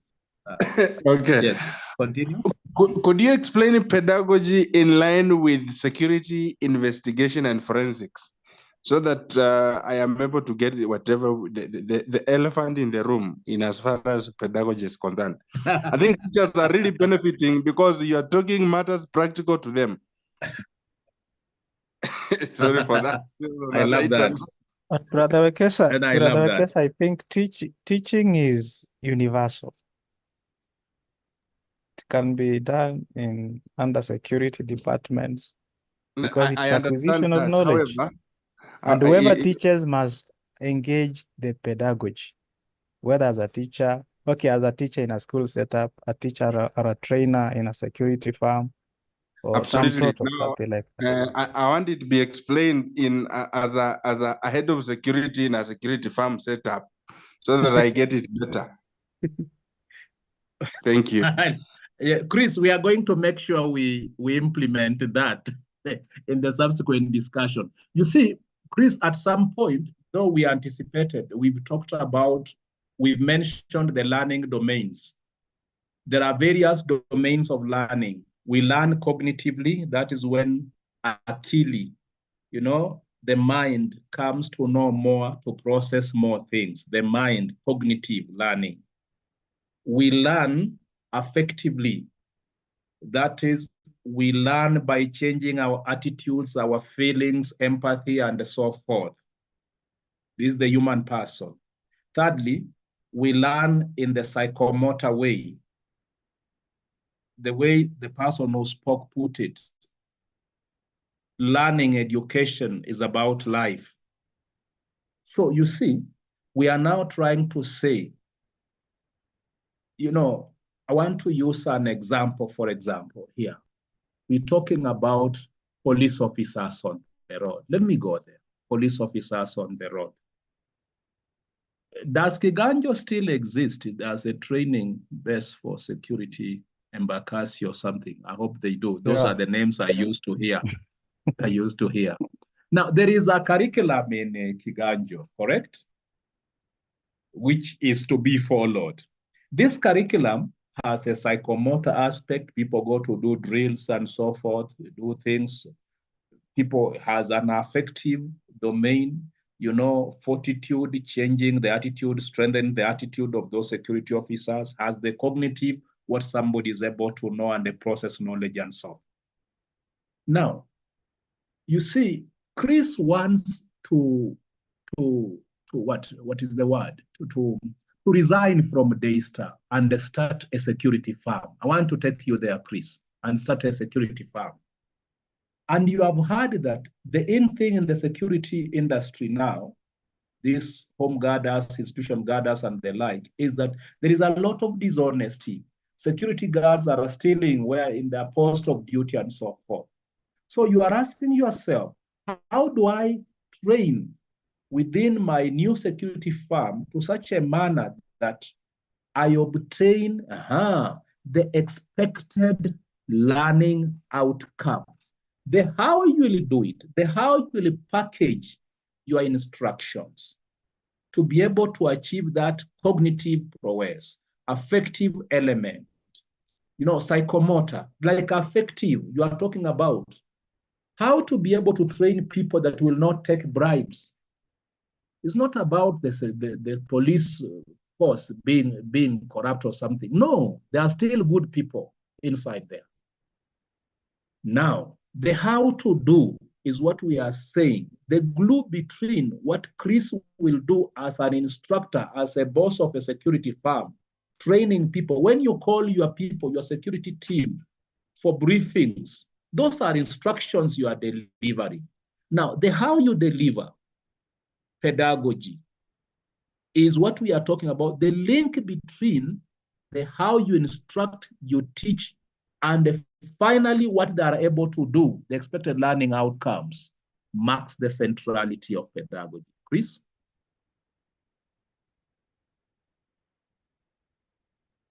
Correct. So the complexity. Yes, that was the complexity. Good. The complexity of pedagogy, we are saying, what are some of the elements that not just teachers, now we are blowing into this to a bigger thing, instructors, facilitators of learning. What are some of the elements that facilitators of learning, teachers, instructors should consider for effective learning to occur? What should instructors or teachers consider when planning to instruct, planning a lesson? These things that they consider are actually the hallmark of what will in turn constitute pedagogy.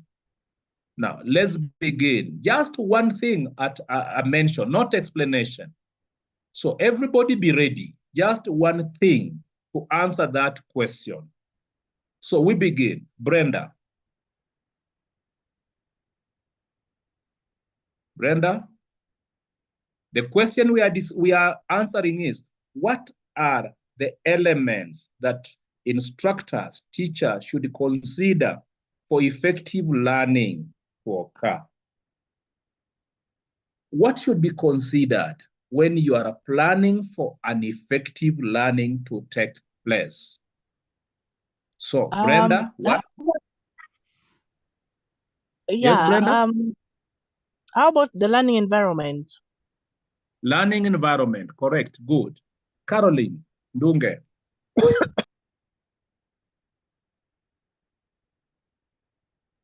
Caroline Ndunge?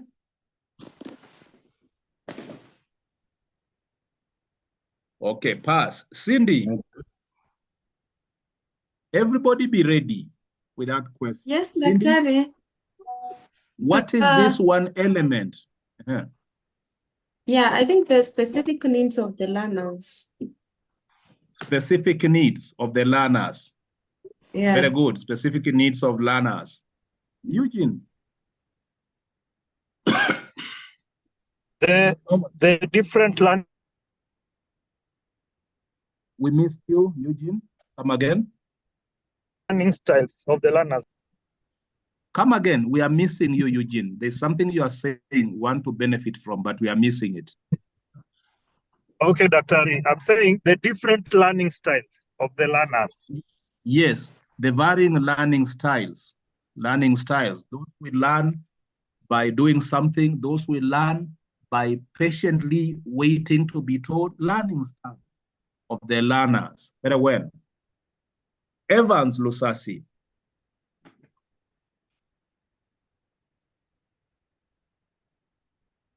Evans?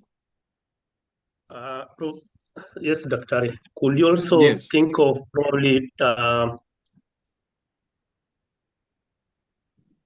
the instruments at your disposal? The teaching So aids the technology and instruments to use. Yes. Very good. The technology, to use a technical word, the technology. Technology, I've said, is not just about a computer. It's about that chalkboard. It's about that piece of chalk and so forth. Very well, Lusasi. Faith Nzuki. Okay. Faith, I can't hear you completely. Prior knowledge. Prior knowledge.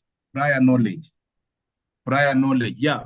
When you are arranging a pedagogy, planning to teach, you need to know about what the learner brings to that learning environment. You don't assume it's an empty container to be filled. That's great. Florence Macho.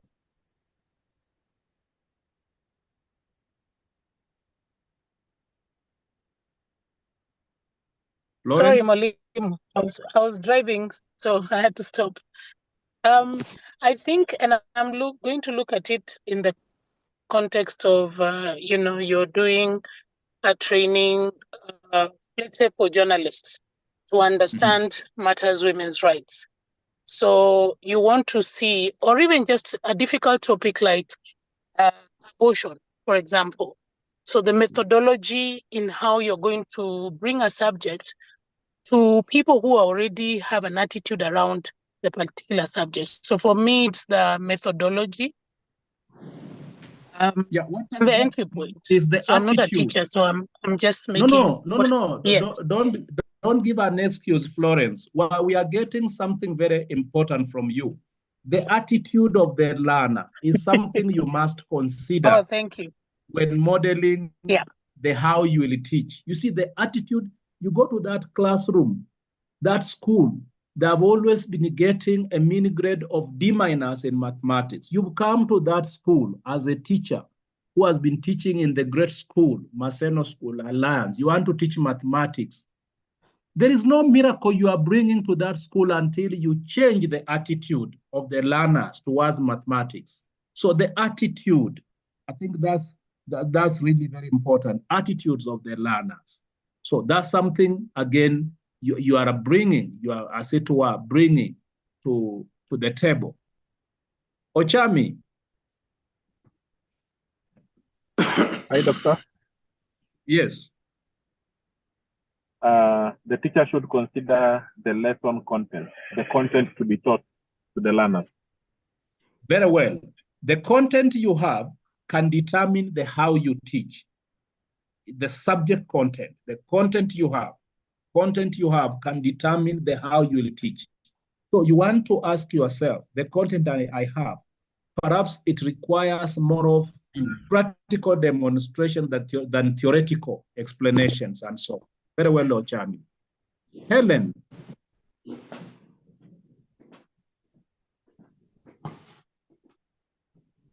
Helen?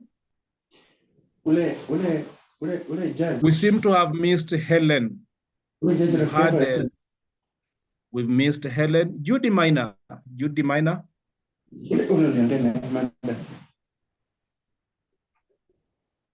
Again, we are missing Judy Minor. Yes. I'm here, Prof. I'm here, Dr. Kegode. Please. Yes. Okay.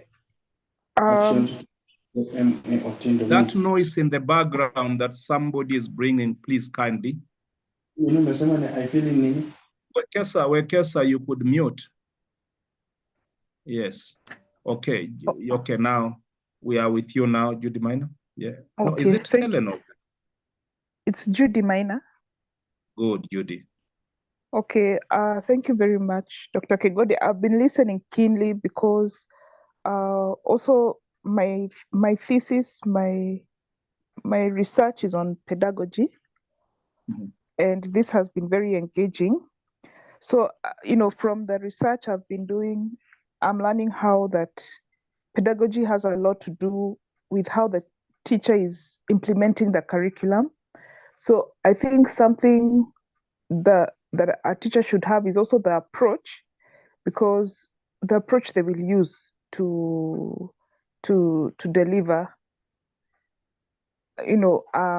where instead of doing the kind of lecturing approach, I'll do more of the approach is what I'm talking about.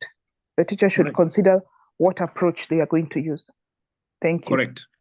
Correct. So you notice, dear friends, you understand what we mean by the complexity of pedagogy.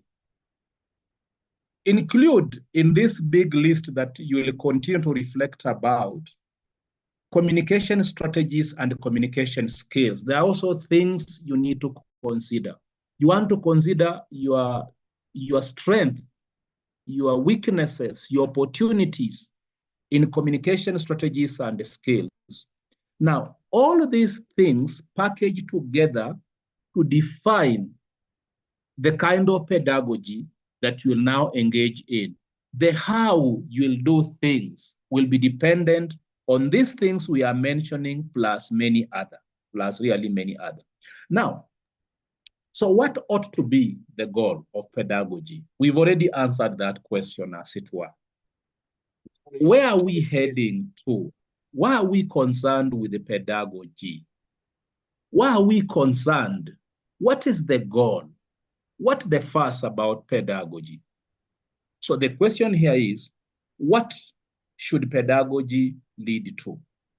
If you like, what ought to be the target point of pedagogy? And I want to preempt the answer here. Pedagogy simply aims at the realization of the expected learning outcomes. That's what we've been talking about. Why do we engage in pedagogy? Why must we even research about pedagogy? Because we are concerned that the expected learning outcomes must be real. So we ought to be targeting through pedagogy at helping learners develop competencies, helping learners develop attitudes by, as somebody said, by building on prior learning, building on prior knowledge that they have. Pedagogy will help learners. Somebody put it that one of the elements we have to look at is what do learners come to the learning classroom, learning environment with? What do they know? Don't simply go to class and begin, we'll look at this and this. That's why in the professional training, we talk about that lesson introduction, whereby you try to see the new knowledge that we are going to get in this learning. Once more again, those who work in outside the education sector, I've put you on hold. When you go, you are talking to those security officers, Chris. You are retraining your security officers. Another day, you want to call in somebody to come and give a retraining to your security officers. Don't just say, no, the topic shall be this. That topic, that knowledge you are now trying to bring it, which other knowledge that they have that is standing on? In research, we say, as you seek new knowledge, on whose shoulders are you standing on so that you can see better, understand better? That's why we are saying we get concerned about pedagogy, the goal of pedagogy in the realization of expected learning outcome. With this idea, we want to develop the competencies and the attitudes of our. If you like it, we should be able to say the goal of pedagogy is to unite teaching and learning. Once we unite teaching and learning, we will lead to an enhanced realization of the expected learning outcomes. So you notice, teaching is useless if it does not contribute to the expected learning outcomes. Teaching does not exist, as somebody said right at the beginning, so as to cover the syllabus, so as to cover the content. Teaching exists so that learning can occur. That's the intention. Remember the intentional condition, that learning can occur. So that's something we'd like really to reflect on. Now, there are various and different approaches to pedagogy. Just to emphasize, we've said this, pedagogy is not simply about the practical style of teaching. No. Rather, pedagogy is something bigger. It is about the thinking behind the how-to of these practical styles of teaching. If you like, pedagogy is about the philosophy behind what we do in the name of teaching. Why do we do it? You know, the philosophy behind what we do, why we do things the way we do them. If we do them for salary, if we do them so that we can count the oscillations towards end months, it will affect how we do it. So there are various thinkings around this. For example, we have a school of thought we talk about constructivism, which actually places the child at the center of learning, as opposed to the traditional method of teaching that actually placed the teacher at the center. So you see, if you choose the constructivist way of thinking, then you will look at your learners not as passive objects, but really as active subjects that must contribute, must be changing, must be changing. And what is critical in constructivism is that children learn through their own experience and reflection. It is not what you tell them, but through their own experience and reflection. The other approach of looking at it is the social constructivism, for example, which will now, as opposed to mere constructivism, will emphasize on learning as a collaborative process. And then finally, we're talking about the critical pedagogy. Critical pedagogy very much, developed by this thinker called Paulo Freire in Brazil in the 20th century. It's about a liberative approach, bringing learners to reflect, to learn by reflecting on the circumstances that they find themselves in, so that through those reflections, the learners can become better. So the caveat here is to say a well-developed pedagogy helps to impart education to students, to learners, through various learning styles.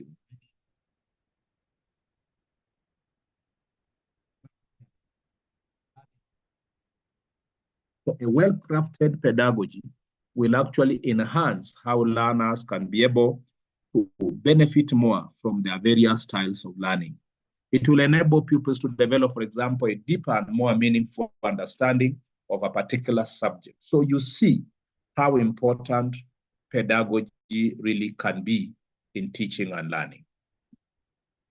We want to finish off by just reflecting and trying to understand the fundamental relationship between learning outcomes and pedagogy.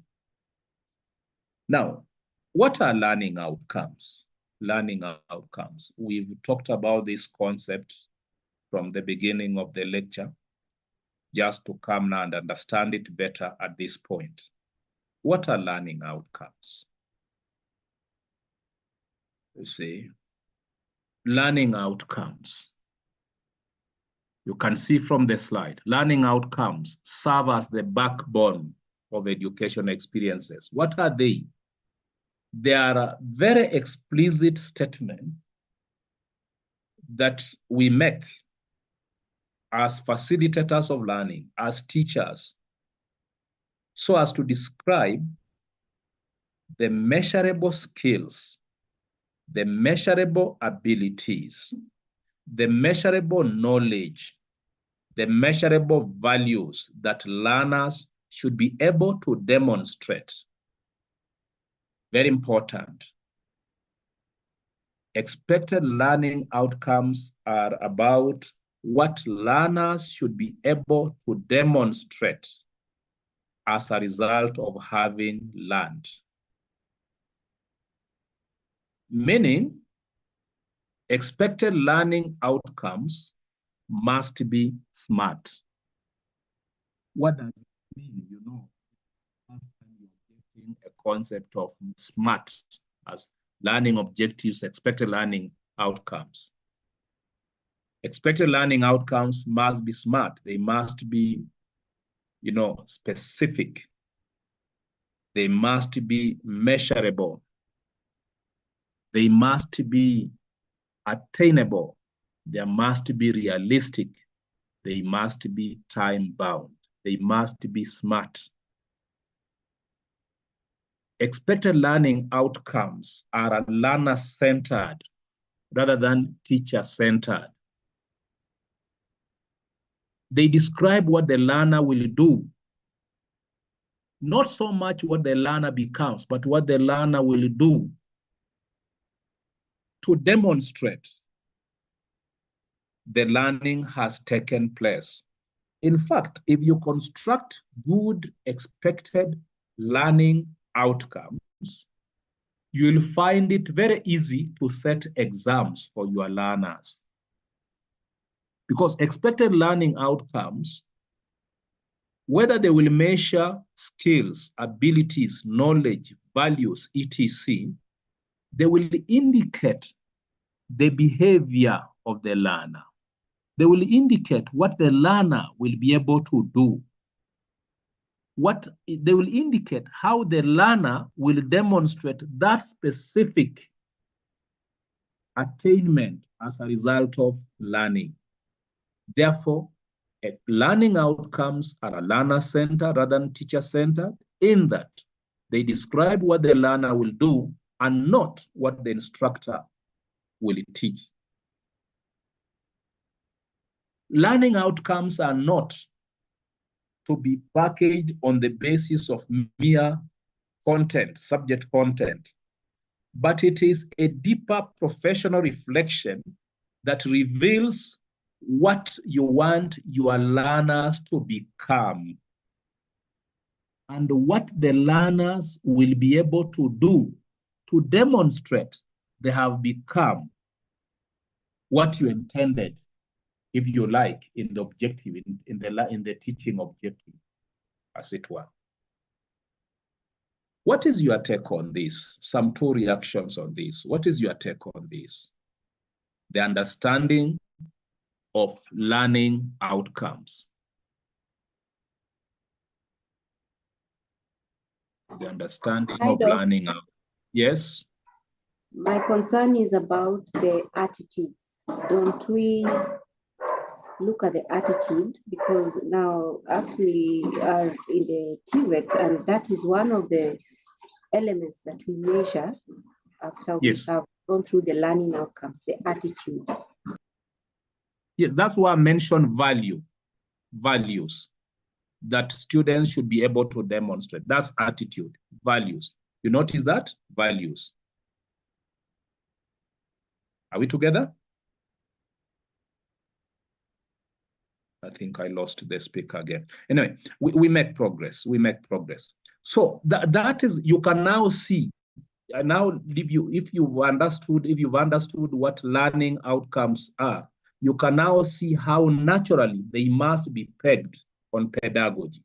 That pedagogy must be couched in a manner that it pushes the agenda towards that expected learning outcome. The expected learning outcome is not what the teacher will teach, what the teacher is able to teach, is not what the teacher is able to cover, is about what the learner is able to know, the skills he'll demonstrate, the abilities, the values. Values are about those attitudes. That's the affective domain. Actually, the speaker who spoke last, that's the affective domain. So you look at, is it abilities, what they're able to do, abilities? Is those abilities in terms of cognitive abilities or simply psychomotor abilities? If you are a football coach, still you can see your pedagogy, the way you train, you coach that team. How do you develop, help to develop those footballing abilities in your team members and so forth? Now, having said that, we want to conclude this way. We have three major learning domains picked up from traditionally what we call Bloom's taxonomy. The three are cognitive, the three major ones. I'm saying major ones because if you do literature, there are more domains of learning nowadays. But the three traditional ones, what we call the cognitive domain, and then what we call the affective domain, the values, the attitudes, and then what we call the psychomotor domain of learning. Now, you know, these domains is simply a hierarchical path through which your learners will follow. And dear students, I'm repeating again, we are not here just talking about the traditional classroom in a primary school, a secondary school, a TVET or a college or university. No, we are talking about every situation that you find learning taking place. And that's why I'm putting it, whether it be in a setup of an NGO where you are going to give workshops, seminars, where you are going for whatever training you are going for, these domains will come to the fore. So in the cognitive domain, we have actually 1, 2, 3, 4, 5, 6 levels. The lower the level, we talk about the lower levels, you know, the low order skills. Cognitive is about the development of the mind. How does learning, when you are teaching chemistry, physics, English, when you go out in a workshop, you are teaching microfinance skills to women, whatever it is. How does it contribute to their cognitive development? That's what Bloom's taxonomy is talking about in the first domain, cognitive domain of learning. So at the lowest level, you see, we have the ability to remember. You seek learners, learners are able to remember. At the second level, to understand. Third level, to apply. Fourth level, to analyze, to evaluate, and then create.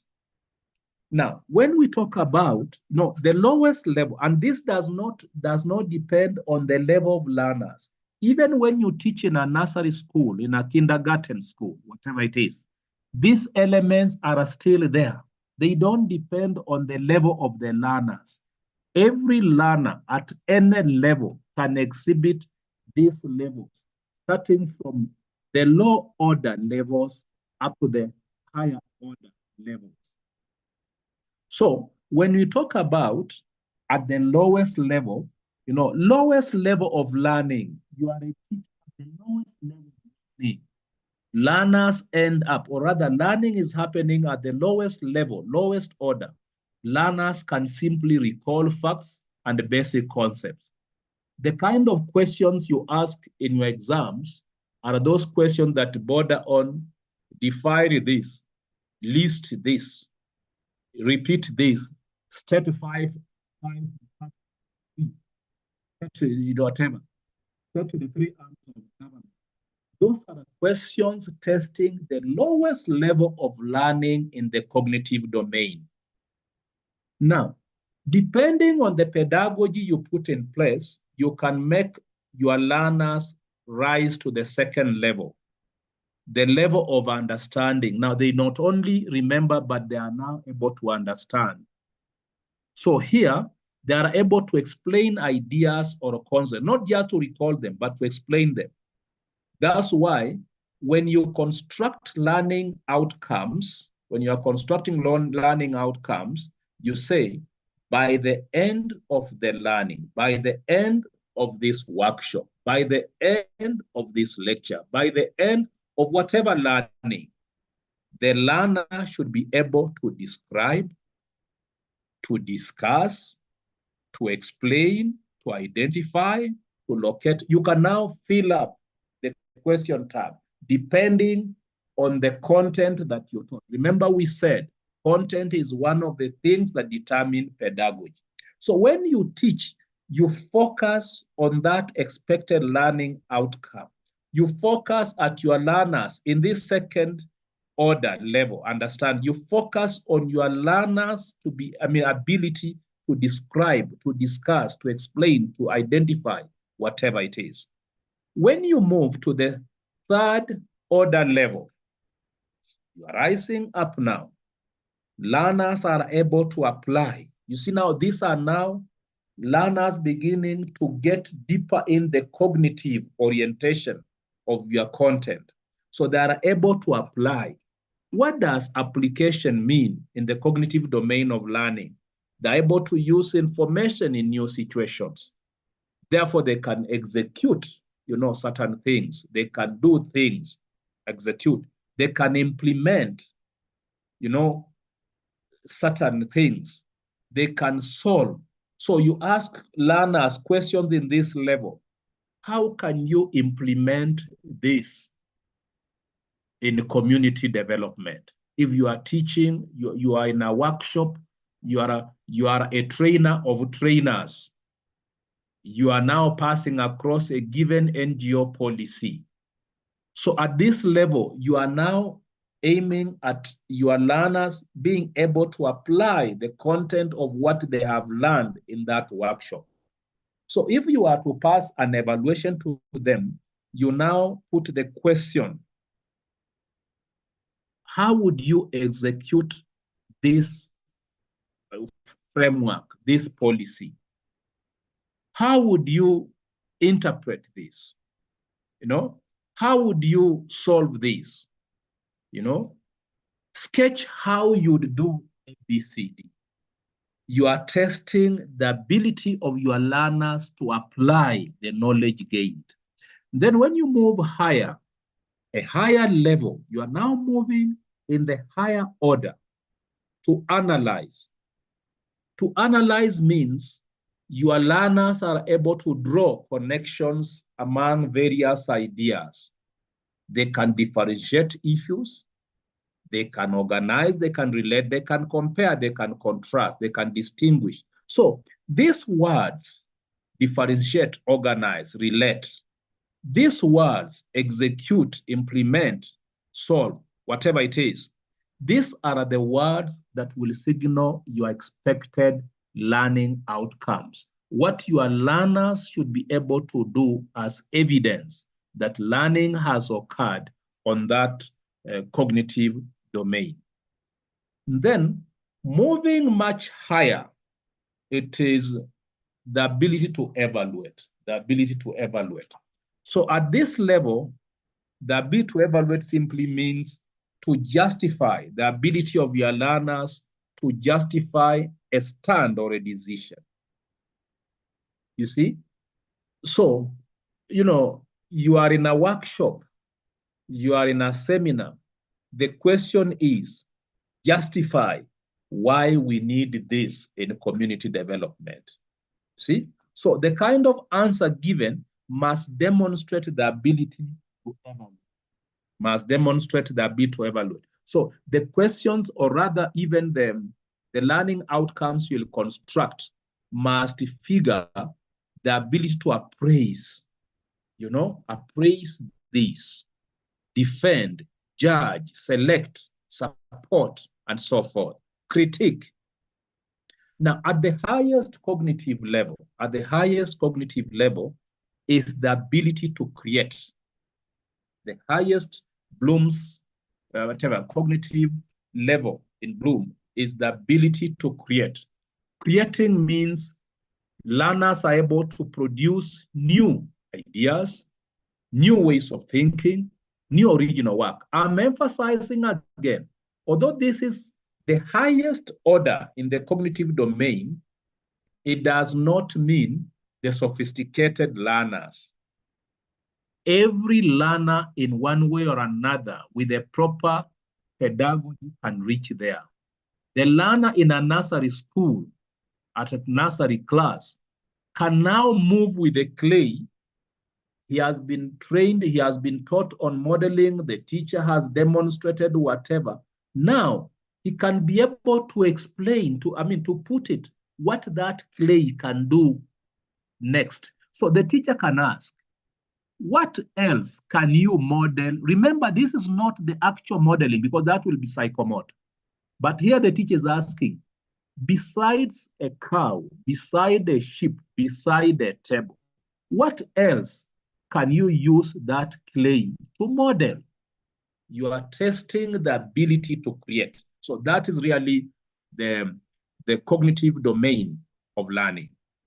Now, coming to the affective domain of learning, which I was being questioned about, this now very much about the attitudes, the values. Again, this one takes place within a raft of levels, beginning with the lowest level up to the highest level. At the lowest level is receiving, responding, then valuing, organization, and then characterization. So affective domain is simply how we affect the feelings, how we affect the attitudes of the learner, how we affect the value base of that learner. So again, you can see it begins at the lowest level, that is receiving. You ask yourself, is the learner aware of or responding to the environment? Simply the environment. You know, the environment, perhaps you are teaching about the golden words, you know, thank you, excuse me, whatever. Can the learner respond to the environment? Can he receive that? So here, the concern is with a simple awareness and selective attention. So do we accept? Does the learner accept, for example, the ability to say sorry when nimemkosea mtu? You know, that level is the lowest level in the affective domain. So you receive the information. At the second, really, the rising up, the responding level, we ask ourselves, can the learner show a new behavior due to an experience? This concerned with the interest, seeking, and enjoyment. So here, can this learner show a new behavior? That is, can he respond? Can he act differently when we put this stimuli, for example? At the level of valuing, we ask, does the learner show involvement and commitment? So we can reason, we can read about that, like that. So here, the focus is developing the affective domain, the attitude element, until you reach the highest, whereby the highest is really characterization by value. Where now here you are talking about the learner being able to act consistently with a new value. He can now do that good consistently without being reminded, if you like, you know, volitionally, can act, you know, ordinarily. That's what we're trying to say there. So after that, you know, we have the psychomotor domain, which if you look at what I posted on the WhatsApp, if you listen to that YouTube element of about 10 minutes, you'll be able to see the psychomotor domain. Psychomotor, now the ability to do, you know, the ability to do. Is the learner now able to do? So again, the psychomotor domain rises again slowly, gradually, from the lower level and the lower level is normally what we call imitation. You act by imitating those who have shown you how to act. And then you rise to the highest level of naturalization, whereby you now act naturally. The best example of this would be handwriting as a psychomotor skill. You don't simply cane the learner and they say in initial or composition, you are writing like a duck. No, no, no. You know, our teachers during those days, they would tell us to write this sentence 10 times. The quick brown foxes jumped over the lazy dog. The quick brown foxes jumped over the lazy dog. And in doing that, little did we know we were writing all the 26 letters of the alphabet. So as we write it in capital letters, we write it in small letters. That is a psychomotor skill that is being gained. As we wrote using the cursive writing and so forth, we start by imitating the teacher at the lowest level in psychomotor domain, and we rise slowly until the highest level of naturalization, where we are able to act, to write naturally a handwriting. So these are the kind of things that, dear students, we need to think about. And I've posted already on that, on that WhatsApp, those slides, whereby I'm asking that for reflective purposes and a small assignment of just 2 pages, a maximum of 2 pages. If you write even 1 page, 1.5 is enough. I'm saying here, you read the following few pages to be able to identify and design appropriate learning outcomes. 1, how to construct learning outcomes is 2 pages. This is something you can sometimes read when you are moving around, when you are taking your tea, 2 pages. Importance and benefits of learning outcomes, 4 pages, and so forth. How to write learning outcomes, I forgot to check the pagination there. And writing and using learning outcomes. And then I've also put for you some videos. These are things you can actually play in your ears as you move around through the week and so forth. The first video, about 4 minutes, is about the nature of learning, not nature of a learning, nature of learning. The second video, about 17 minutes, you can have it play in your ears as you move around, is on teaching methods for inspiring the students of the future. It's about 17 minutes. And then another final one of 17 minutes, unleashing greatness in teachers. You may pick any 2 of those videos and listen to. Then I'm asking you to write a maximum of a 2-page essay, to explain the relationship between pedagogy and learning outcomes, and to demonstrate why you think many teachers teach, yet many children don't learn. As always, I want to thank you, students. It's always a pleasure having you around, using this channel, using these opportunities to learn more. Let us pray. Heavenly Father, you sent your Son, Jesus Christ, to teach us how to become very effective teachers. We ask you to send us your Spirit, so that by the same Spirit which your Son promised to send us when he rises back to you, you may illumine us to become very effective teachers, very effective facilitators of learning, that no learner who comes into our presence as teachers may leave our presence without having become different, having become new and having become better. We ask all this through Jesus Christ, our Lord. Amen. Thank you and good night. Amen.